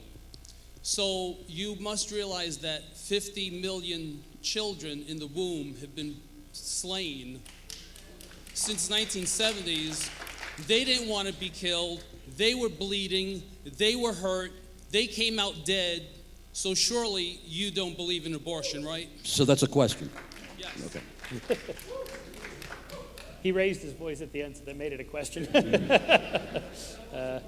Yeah, no, I got it. I got it. Yeah, I got it. Okay, so I deal with abortion in the moral arc. Clearly, this is a complex and hard issue for anybody on either side. If you take this perspective, you could look at, instead of the moral arc bending toward justice, like Dr. King said it was, it's bending backwards with the death of fetuses. Okay, so here we have a conflict between the rights of the woman, the mother, and the rights of the fetus. I don't think it's easily resolvable one way or the other. I come down, I'm pro-choice, personally against abortion, but I'm pro-choice. I slightly favor the rights of an adult woman for her reproductive rights for several reasons, not the least of which is for thousands of years men have lorded it over women by controlling their reproductive rights. So one of the shifts toward more rights for more people is to get men to quit trying to control women by having them control their reproductive rights. That's been one of the big movements. That said, it's a fair point. If you do it, you shouldn't do it lightly. I'd rather it not be done at all. The long-term solution is prosperity, education for women, access to birth control. You decline the amount of unwanted pregnancies, and therefore you eliminate the abortion problem through technology. Dr. Turek, you have 1 minute. Yeah, you want men not to put pressure on women, make abortion illegal, then they can't. Secondly, I've noticed on every college campus I go to, atheists complain about the God of the Old Testament. God of the Old Testament kills the Canaanites. Yet, when God plays God in the Old Testament, he's immoral. But when atheists play God here and kill people here, somehow that's a moral right. Can anyone justify that for me? We have a question now for Dr. Frank Turek. Yes. Your criticism of science is that there is no materialistic explanation of morality. But theism makes the truth claim of knowing right from wrong. Is it not then the theistic burden of proof to tell us which religion is true and which are false? To be a theist is to be atheist to all gods but your own. I don't know if that's a question. What's the question? The question is it not your burden of proof to tell us which religions are true and which are false? Well, yeah, I think that's wise to try and figure out which worldview is true and which isn't. Michael thinks his materialistic worldview is true. I don't think it is. I think he can't even justify morality. He can't justify reason. He can't even justify the ability to do science. Again, because if we're molecules in motion, none of those things actually exist, or we couldn't do science if we're just molecular machines. I think, yes, you ought to give evidence for your worldview. That's what I try and do through books. And the Bible actually tells us to do that. The Bible actually says, always be ready to give an answer. Jesus says, love the Lord your God with all your heart, soul, strength, and mind. The prophet Isaiah says, come let us reason together. Paul says, I'm set in defense of the gospel. Paul also says, let's destroy arguments and take every thought captive to Christ. So contrary to what most people think, Christianity is a worldview built on reason. You get evidence that it's true, and then you trust in the object of that evidence. Christianity is not blind faith. Atheism's blind faith. You have 1 minute. Dr. Shermer. I think this is an excellent point. It's one of the reasons I gave up on Christianity. I was a born-again evangelical Christian for 7 years. One of the things that bothered me about it is when I started to study other people and other groups, other religions, other cultures, and so on, all of whom were as confident as I was that they were right. So that got me thinking, well, what are the chances that I happen to have picked the right one, which is completely determined by where I was born and raised and surrounded by Christians and so forth. And they're all wrong, all of them, all 10,000 other religions in the world. They're all wrong, and I happen to get the right one. That seemed to me a little too egocentrical. Okay, we now have a question for Dr. Michael Shermer. Hi, Dr. Shermer. Thank you for coming. The death penalty was instituted to punish the individual to benefit society as a whole. Now, obviously, the individual would object to this treatment. Would you argue that mass murderers such as Hitler or the members of ISIS do not deserve the death penalty for their actions? Okay, the death penalty question is another hard one I deal with here. I think I used to be in favor of it, primarily out of the sympathies with the victims' families. But upon further research, I've decided that I don't agree with that anymore. The long arc is to end the death penalty. We're the last of the 20 liberal democracies, industrial democracies in the world to still have it. I'm predicting, based on my projections in the book, that the death penalty will be gone in America by 2025 or so. It's almost never employed at all now. Most death row inmates die of old age. The reason, and the other reason, is not only because of the long arc.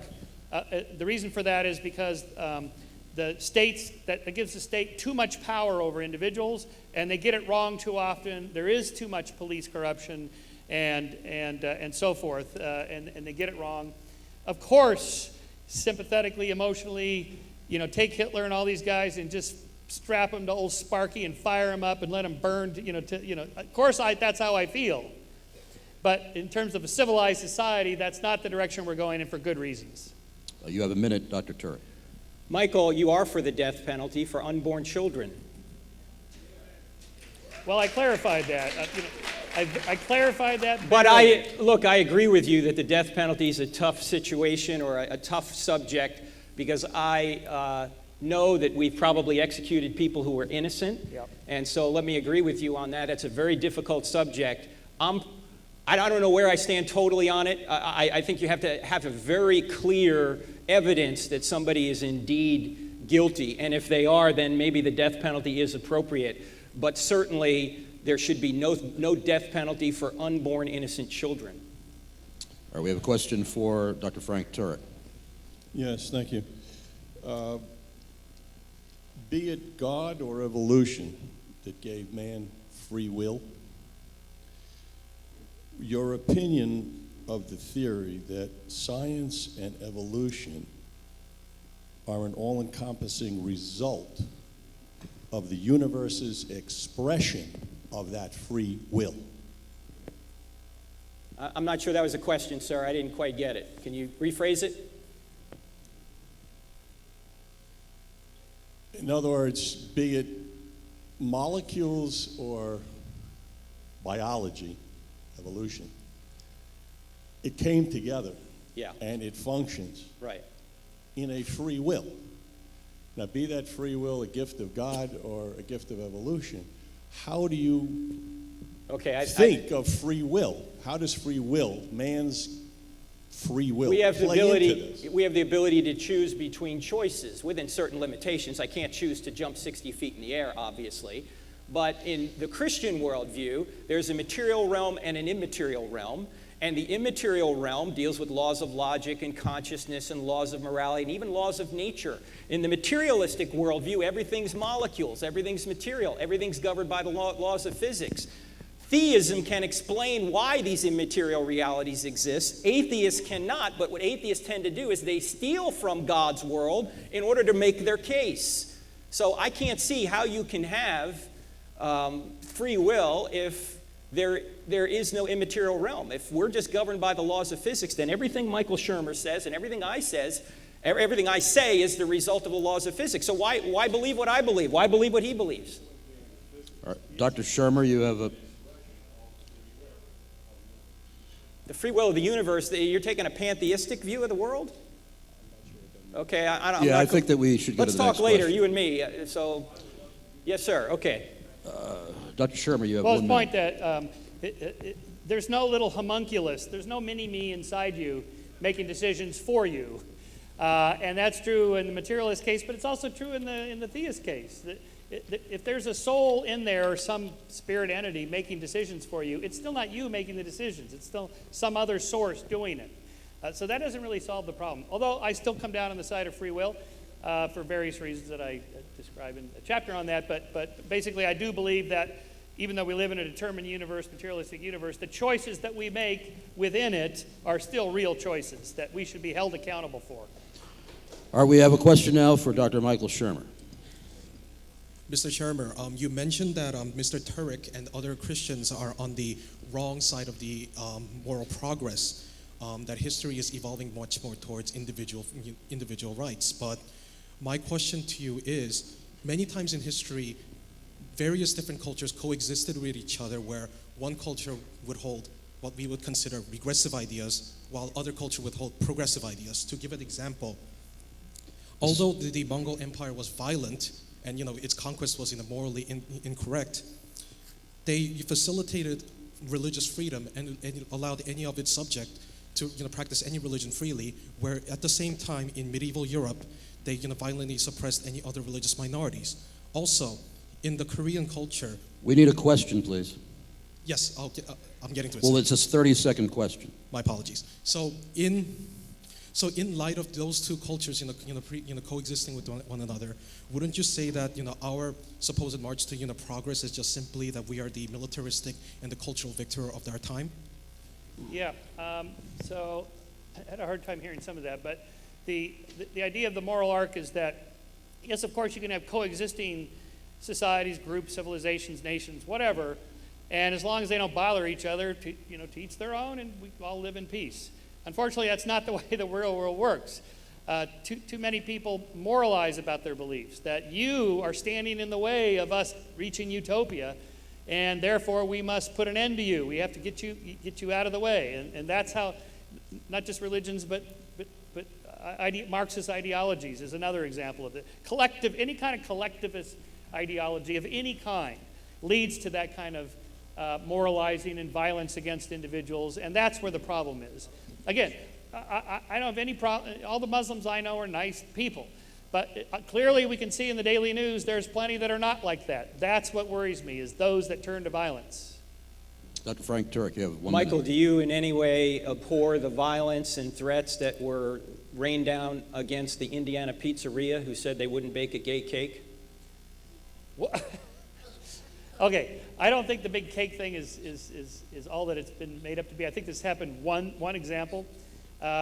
If you were a Jewish baker and a neo-Nazi couple came in and said, we'd like you to make a cake, we're getting married, and put Hitler and a swastika on it, I think they should have the right to say, no, thank you, I'm not going to do it. So to this extent, I slightly favor on the side of the Indiana baker to say, no, thank you. Only slightly, because I believe in individual freedom and market freedoms, but admittedly, sometimes the law has to be pretty strong to put an end to things that are immoral, like slavery. It took a war and 650,000 dead Americans to put an end to slavery here. I don't think it would have ended peacefully on its own. It took Kennedy to send the federal troops to desegregate the South. It took Johnson to send federal troops for Dr. King to get from Selma to Montgomery. They wouldn't have made it otherwise without the federal troops armed against the bigots and racists there. Sometimes you have to come down on the side of what's right, sometimes with guns.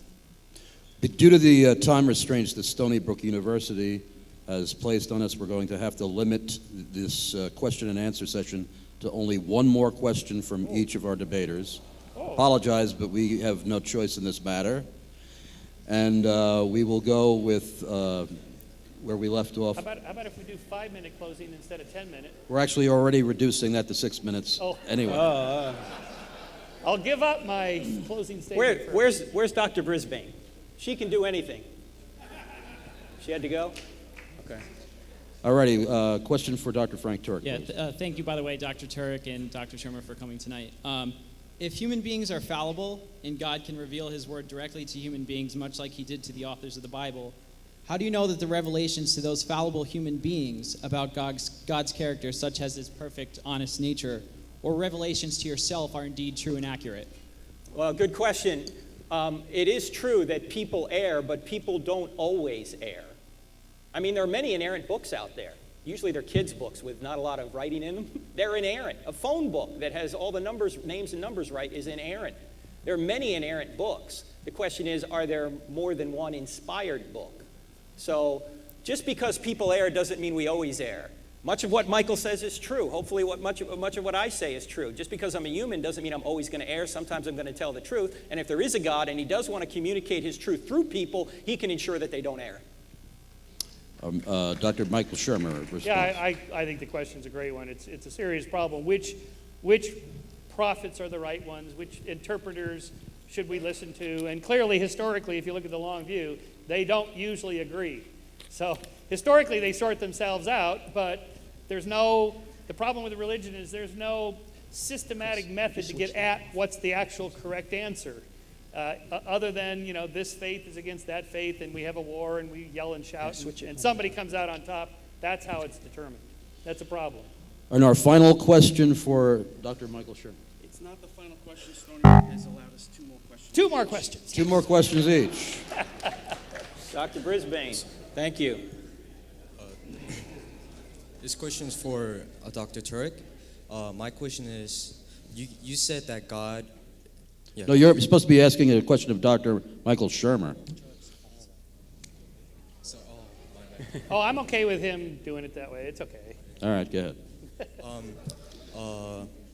Basically, God is the standard of our morality, Yes. And a Platonic person with Platonic values who believes in Platonic idealism would argue the same thing. My question is, why do you have to presuppose that God is an actual being intervening in the course of human history based on your Christian convictions? Yeah, excellent question. Plato had the forms, and the forms included moral forms. The problem is, if these moral forms really exist, like justice or virtue or selflessness, under what obligation are any of us under to adhere to those moral forms if these commands don't come from a person? Commands don't come from its, they come from whose. So we know that in our practical experience, and we know God by his effects. That's how we know he exists. We see creation, we know there must be a creator. We see conscience, we know there must be a moral lawgiver.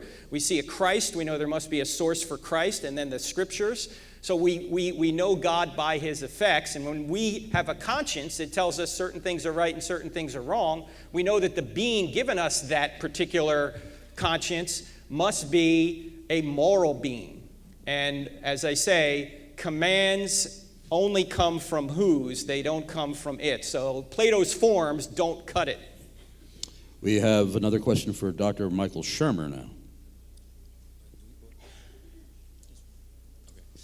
First of all, thank you for traveling to New York. Appreciate that. I'm not being sarcastic. I'm being sincere in this question. All right, so just let me play it out.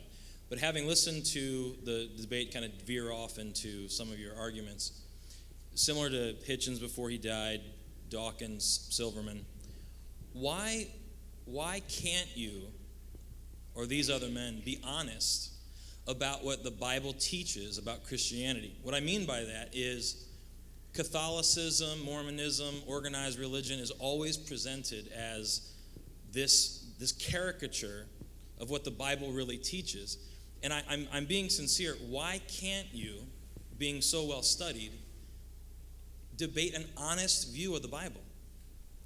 Well, what do you mean by, who's defining the honest part? I mean by, like, if you would, I'm sure with the degrees you have, you studied whole books, not portions of books. So when you do that with the Bible, you come to a much different conclusion than what you are making the caricature out to be of what the Bible teaches. And I don't understand why that is. Well, okay, first of all, when I was a Christian, I was an evangelical. This was in the early to mid-'70s. I didn't belong to any church. The evangelical movement at the time was sort of anti-church because we could see the hypocrisy of religions themselves. So the idea was, well, it's just me and Jesus, me and God, me and the Bible, whatever. Just make it as direct as possible so you're not dependent upon people's interpretations. The problem is when you go to a theology school like I did, I went to Pepperdine University. It's a Church of Christ school. So you start taking classes in the Old Testament, the New Testament, the life of Jesus, and so forth. And it's nothing but interpretations. It's this theologian says this theologian says that. Catholics say this, the Baptists say that, the Presbyterians say this. And you go down that road. This is the problem, is that, well, the previous question, who's doing the interpreting? And of course, if it's just me, and I'm not dependent on anybody else, it's still me. I have a point of view. All sentient beings have a point of view. So ultimately, we come back to that. And Dr. Frank Turek, you have a minute. Yeah, scientists say different things too, but nobody claims there's no objective world. You have many different scientists arguing over different forms of evolution and intelligent design and all these things, and nobody says there's no objective reality out there or no objective world. So just because there's disagreement doesn't mean there's not a right answer. Secondly, when it comes to Christianity, all Bible-believing people believe in the basic things, what C.S. Lewis would call mere Christianity. These are people who believe in the Bible. Now, there are many denominations out there that don't. They're no better than hymn-singing Rotary clubs, okay? Why go? Some of these more liberal churches, why don't you just go read the New York Times from the pulpit? What's the point? If you're not going to read the Bible, what's the point? But I think Christians agree on the essentials, that there is a God and you are not him, that there is a Savior. We've all sinned. Jesus is the Savior. He's God. He's going to come back, and if you trust in him, you will be saved. All Christians agree on that. They may disagree over modes of baptism, different kinds of liturgy, what music to play, what's the color of the carpet, all that stuff.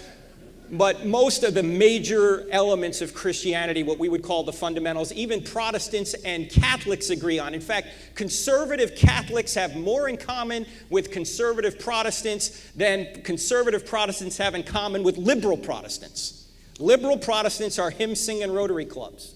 We have another question for Dr. Frank Turek. Yes, hello, Dr. Frank Turek. Thank you for being here tonight. My question for you is, when you look at biblical Christianity and secular atheism and humanistic philosophy and religion, and I'm sorry, not religion, science, would you say that Christianity is mostly based off of just the work of God and not of man? Like man's choice doesn't save, God's sovereign grace and will and election before the world began saves a sinner without works. Whereas in evolution, it's the work of man. Look at us. Look how great we are. Look how great we evolved. It's all man-centered. It's a man-centered religion.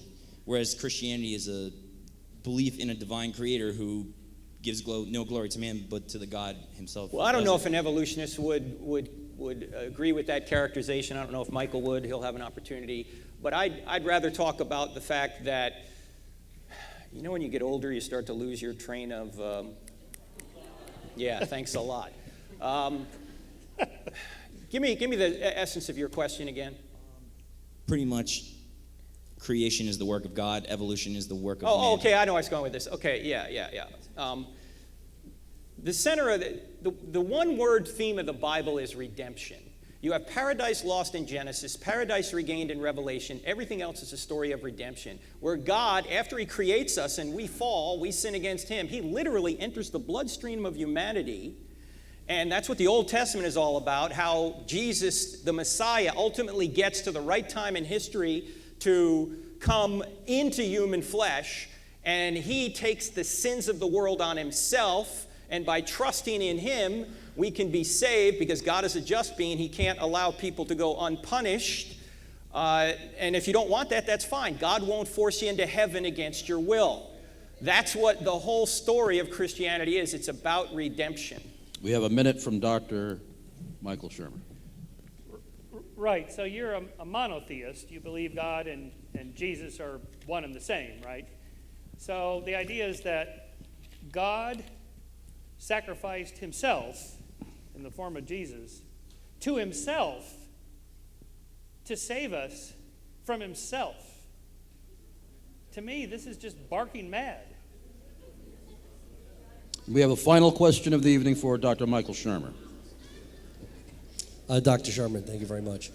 So I didn't really get where there is a moral, scientific morality, but so I'd ask the question, is the scientific morality what causes the survival of the race, or is the scientific morality what offends a person? And for example, if a person was the last hope of humanity, they had something in their blood, whatever, and they chose, I don't want to give up my blood, I'm immune to a disease that's going to wipe humanity out, but it's my right, I don't want to give up my blood.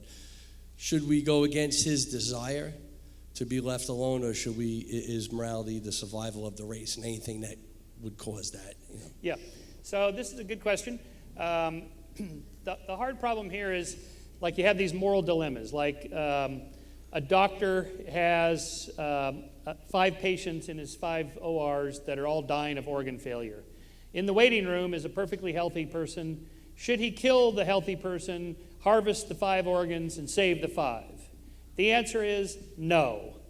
That would be immoral and illegal, by the way. Don't think about doing it. And the reason is because we have decided that the sanctity and autonomy and liberty of the individual trumps that of the group. The one is more important than the 5. That's not scientific. That is what we have decided over the last 2 centuries of Western civilization. That's democracy, not science.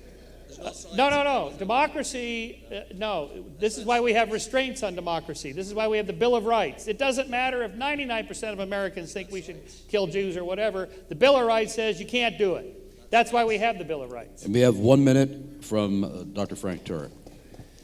Well, I think a strength of Michael's book is he deals with these moral dilemmas in there, and he has a lot of different scenarios. I highly encourage you to get it and read it, because he really gets into depth on a lot of the scholarship there. So it's a very good aspect of Michael's book. But let me point out one thing about dilemmas. Dilemmas don't prove morality's relative. Dilemmas prove morality's absolute or objective. because, you know, the old life raft thing, you know, if you got 3 people on a life raft, it's only fit for 2. If you don't pull somebody off, you don't push somebody off, everyone's going to die. What do you do? Or the same scenario that Michael just gave. The only reason it's the dilemma is because you know how valuable life is. In an evolutionary worldview, you push everybody off. Who cares? It doesn't matter. We're all just overgrown germs anyway. What's the point? So dilemmas actually prove that there's an objective morality. And if there's an objective moral law, there must be an objective moral lawgiver. Well, now it's time for our closing statements. And since Dr. Turek had his turn to go first with the opening statements, we're going to allow Dr. Michael Shermer to begin first with the closing statements. You have 6 minutes. Hey, Chris, could you give him 10? Because No, let's just do, I don't have 10, it's 5. All right, 5 is well, fine. Yeah. I have a prepared one, so it may take me a little longer, but all right. I'll go as fast as I can. Jersey. I'll tell you what, if you go first, then I can put together my... Sure, that's fine. You go first. I'll be happy to do that. Yep. Is that okay? Yes, this is already proven to be a day without laws, All right. so go ahead.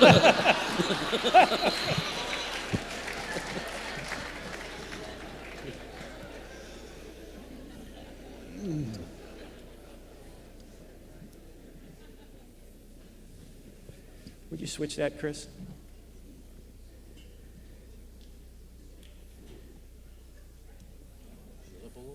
No, next one.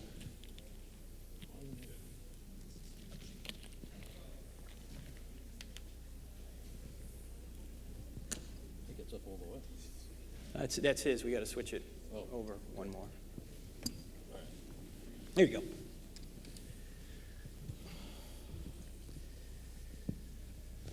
Well, ladies and gentlemen, sorry this was such a pedestrian debate. But let me try and sum up. If you notice, the difference between Michael and me is the difference between ontology and epistemology. Michael is talking about how do we know the objective standard of morality. That's epistemology. That's how you know something. The question I'm trying to get at is why does the objective standard of morality exist in the first place? And I'm saying that's best explained by God. If there's a moral law, there must be a moral lawgiver. Michael has to resort to materials, rocks. Do rocks have the authority to tell you what to do? I don't think so. This is the difference between knowing and justifying morality. You can know what a book says while denying there's an author, but there would be no book to know unless there was an author. Likewise, atheists can know objective morality while denying God exists, but there would be no objective morality to know unless God exists.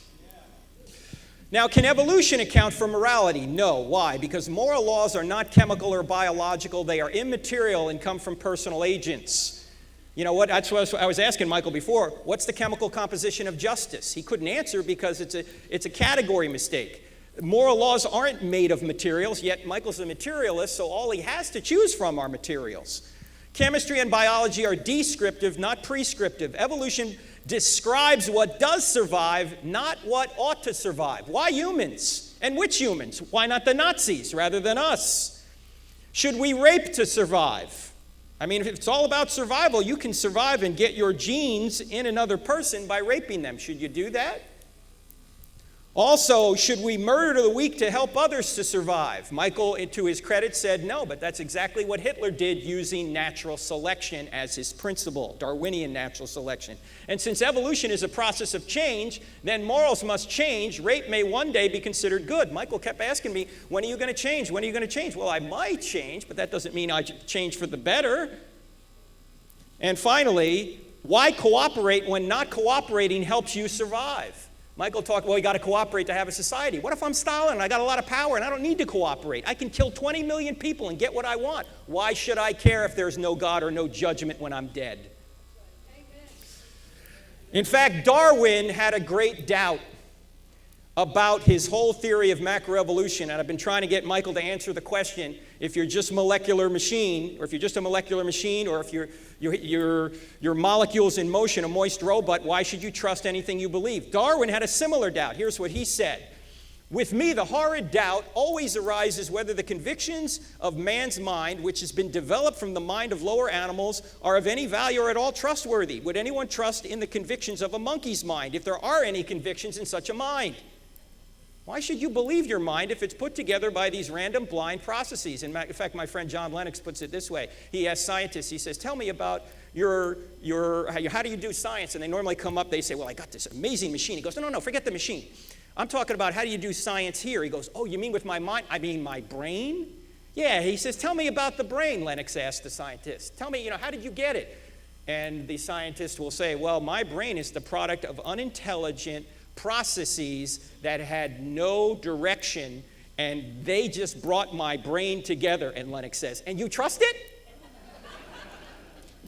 In fact, we know that these things which are immaterial exist. Minds, laws of logic, laws of mathematics, laws of nature. The very laws that you need to do science are immaterial. I mean, the law of gravity is immaterial. We can see its effect, but it's not a physical thing. It affects physical things, but it's not a physical thing itself. The laws of morality, love, and justice, these are all immaterial things that can't be explained by molecules in motion. In fact, Michael called Christianity a superstition. No, you know what the superstition is? It's atheism. That's the superstition, because you are not just a physical body, a mere molecular machine. That's a superstition called atheism.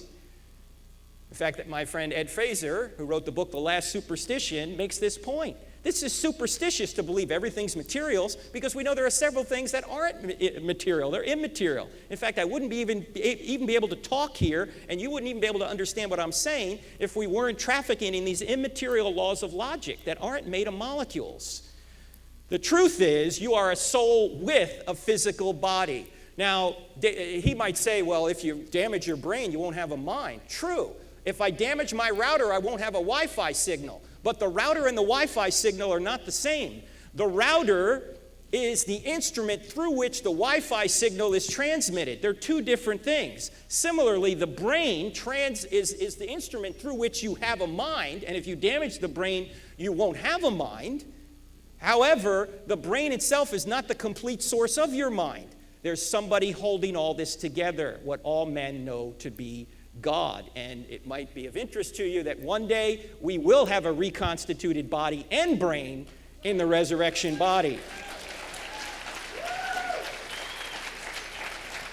So to sum it up, objective morality requires a map. It requires a moral standard outside of us. And when I say objective moral standard, I'm saying that's in God's nature. Michael hinted at what's called the Euthyphro dilemma. Does God look at another standard? In that case, he's not God, or he's unnecessary. Or does God arbitrarily make things up? If that's the case, then he's arbitrary. Well, no, God is the standard. There's not something beyond him, and he doesn't invent things. He is the standard. And so rules come from whose, not its. And God is the right answer. Now, last thing before I go. It's interesting when I go to college campuses. So I just have like two minutes here, Chris. Is that okay? 2 minutes here? Is that okay? You actually have 3. Okay, I actually have 3. Okay. When I go to college campuses, I'll often ask atheists, if Christianity were true, would you become a Christian? And on several occasions, they'll say, no. And I'll go, no. How's that reasonable? How's that rational? It's not. The problem isn't here for many people. Quite frequently, the problem is here. I can tell you this, that the elephant in the room is not evidence. The elephant in the room is morality and accountability. People don't want there to be a God because they want to be God. They want to go their own way. See, and I have that problem sometimes too.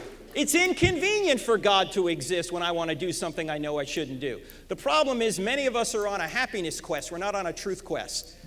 If you want to have ultimate happiness, though, you got to go straight through truth. Now here's the ironic thing. This is the very ironic thing. The very people who are shying away from God because of morality, yeah, God does create a problem for morality, but you know what? God is the only solution to morality. In fact, let me explain what I mean. You see, we have a relative moral standard in our mind, from the moral giant Mother Teresa down to the moral midget Hitler. And next to Hitler, we put criminals. We know they're not quite as bad as Hitler, but they're bad. And then next to criminals, we put all the immoral people we all know. You know, our immoral friends and relatives who aren't quite as good as we are, because our picture's right here next to Mother Teresa, right? And then if we believe in heaven and hell at all, we arbitrarily draw a line in the sand, and we say, these are the bad people, they're going to hell, and we're the good people, we're going to heaven. That's what we think. That's not the way the moral universe really works. No matter what moral standard we have, Michael and I may have different moral standards in certain areas, we can all admit we haven't lived up to it. None of us have. None of us have lived up to the moral standard. And the problem here is the line does not run up and down. We shouldn't be comparing ourselves to one another. The actual line runs across the top, and all of us have fallen short of that standard. And what Christ did is he came and he lived the perfect life in our place. He's the perfect human being who took all of the punishment on himself, so all we need to do is trust in him, and his sacrifice will cover our sins. Michael had a funny way of putting that, but that's not the way it actually works. Jesus is a second person in the Trinity, and he has a human nature. His human nature isn't God, his divine nature is God. And when he comes to earth, he comes as the perfect human who takes his punishment on himself. If God doesn't punish sin, he's not just, he's not the standard of justice. And so he has to punish sin, and he chooses to find himself or to punish himself for us. You can't get a better moral than that. You sacrifice yourself for somebody else.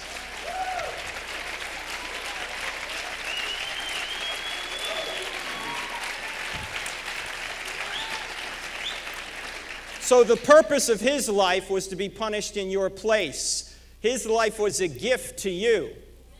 Have you received his gift? If not, why not? Why wouldn't you? It's free. You go, I don't want to stop doing what I'm doing. Guess what? You don't have to. Because God will change you once you come to him. I'm sorry, your time is up. Dr. Michael Shermer, you have 10 minutes. Thank you for cheering, but I have a challenge for you Christians. If you are a Christian, does anyone really know it? I mean, if they were to drag you into a courtroom like they do in Pakistan right now and try and convict you of being a Christian, would you be convicted or would you be acquitted? Hey man, there's not enough evidence here. Let this person go. If that's the case for you, you may want to reconsider how you've been living. The least we can do after what he's done for us is stand up for him. All right, Dr. Michael Shermer, please.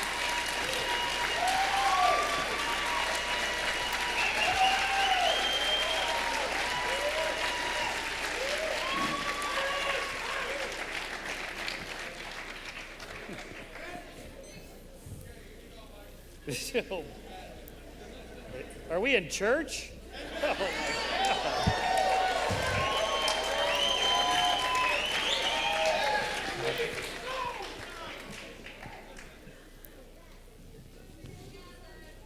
God. I understand from my Twitter feed that there's the free thinkers of Stony Brook are here. Thank you. Thank you. I got somebody on my side. Oh boy. But hey, follow him to his car, please. I used to be a born again Christian, so I figure if I'm wrong now, I'm still in, right? Because according to this religion, I can reconvert back at the last moment. Well, except I don't think I would do that for several reasons. One is what I mentioned before, is that the hubris of thinking that of the tens of thousands of religions and thousands of gods that people have believed in over the last 10,000 years, what are the chances that I, as a Christian, got the right one and everybody else is wrong? Historically, humans have found themselves to be egocentrically self-centered, thinking, of course I'm right, and all those other people are wrong, and it almost always turns out they were wrong. So to err is to be human, and that's the case. And that's the least of it. The problem of evil is a huge one. I'm not just talking about why did God allow the Holocaust or genocides, because you would say that's human free will. What about childhood cancer? Why should thousands, tens of thousands of infants, little children die of leukemia and other horrible diseases, not to mention what it does to the families who love them? Why would a good God allow that? What is the answer to that? Other than we're told, well, God works in mysterious ways. Well, it'd be nice if he worked in less mysterious ways and did something about it. But he doesn't, so it's up to us. It's always up to us. It's up to you. It's up to me to make the world a better place. not to turn to some other supernatural force that may or may not come, not to give up what we have now in hope of some blissful state in some other place. Here and now is what counts. Now is when you should be trying to do something to make the world a better place. Now is the time to make your relationships count with other people, not in some other world where this is a mere prepping stage for the next life. It's this life that counts, regardless of whether there's another life or not. And historically, this is what has driven the moral arc forward, expanding the moral sphere to include more people into our moral considerations. That is what has driven change. You and I, individuals standing up and saying, we're not going to put up with this anymore. We demand the same rights as everybody else. I don't care what your religion is. This is what's right and fair. That's how it matters. That's what makes a difference. Not in some other life, but here and now. Who makes the rules? We make the rules. What did you say? The eternal referent is what we make of it. It's our rules. It's always been up to us. 100 years ago, you would think very differently about blacks and Jews and women than you do now. What happened? There's no new biblical scriptures that have come down on high through some prophet. No theologian has discovered a new way to interpret the Old or New Testament that said, thou shalt not enslave thy fellow man. It's not in there. Thou shalt not oppress women or blacks. It's not in there. It didn't come from religion. It never comes from religion. It comes from you and I. It comes from oppressed people saying, enough, stop it. I'm going to fight back.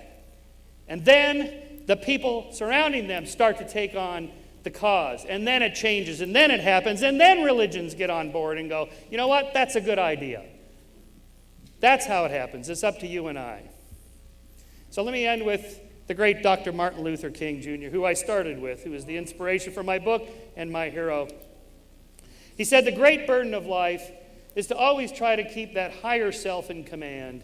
And every time that old lower self acts up and tells us to do wrong, let us allow the higher self to tell us that we were made for the stars, created for the everlasting, born for eternity. Well, we are in fact made from the stars. Our atoms were forged in the interiors of ancient stars that ended their lives in spectacular paroxysms of supernova explosions that dispersed those atoms into space, where they coalesced into new solar systems with planets, life, and sentient beings capable of such sublime knowledge and moral wisdom. We are stardust. We are golden. We are billion-year-old carbon. Morality is something that carbon atoms can embody, given 1 billion years of evolution, the moral arc. Thank you.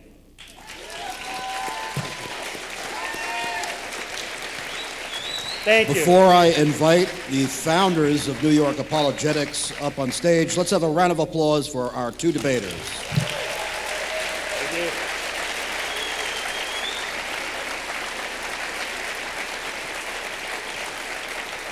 And now let's hear a word from Nick Mitchell and Anthony Uvinio.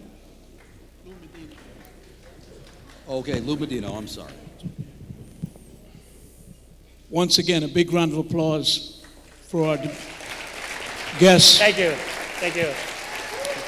We hope you enjoyed this, but to close it out, you know, these two men had the vision for this organization, and I want to thank them personally and the team for a great night. So I want to turn it over to Nick Mitchell and Anthony.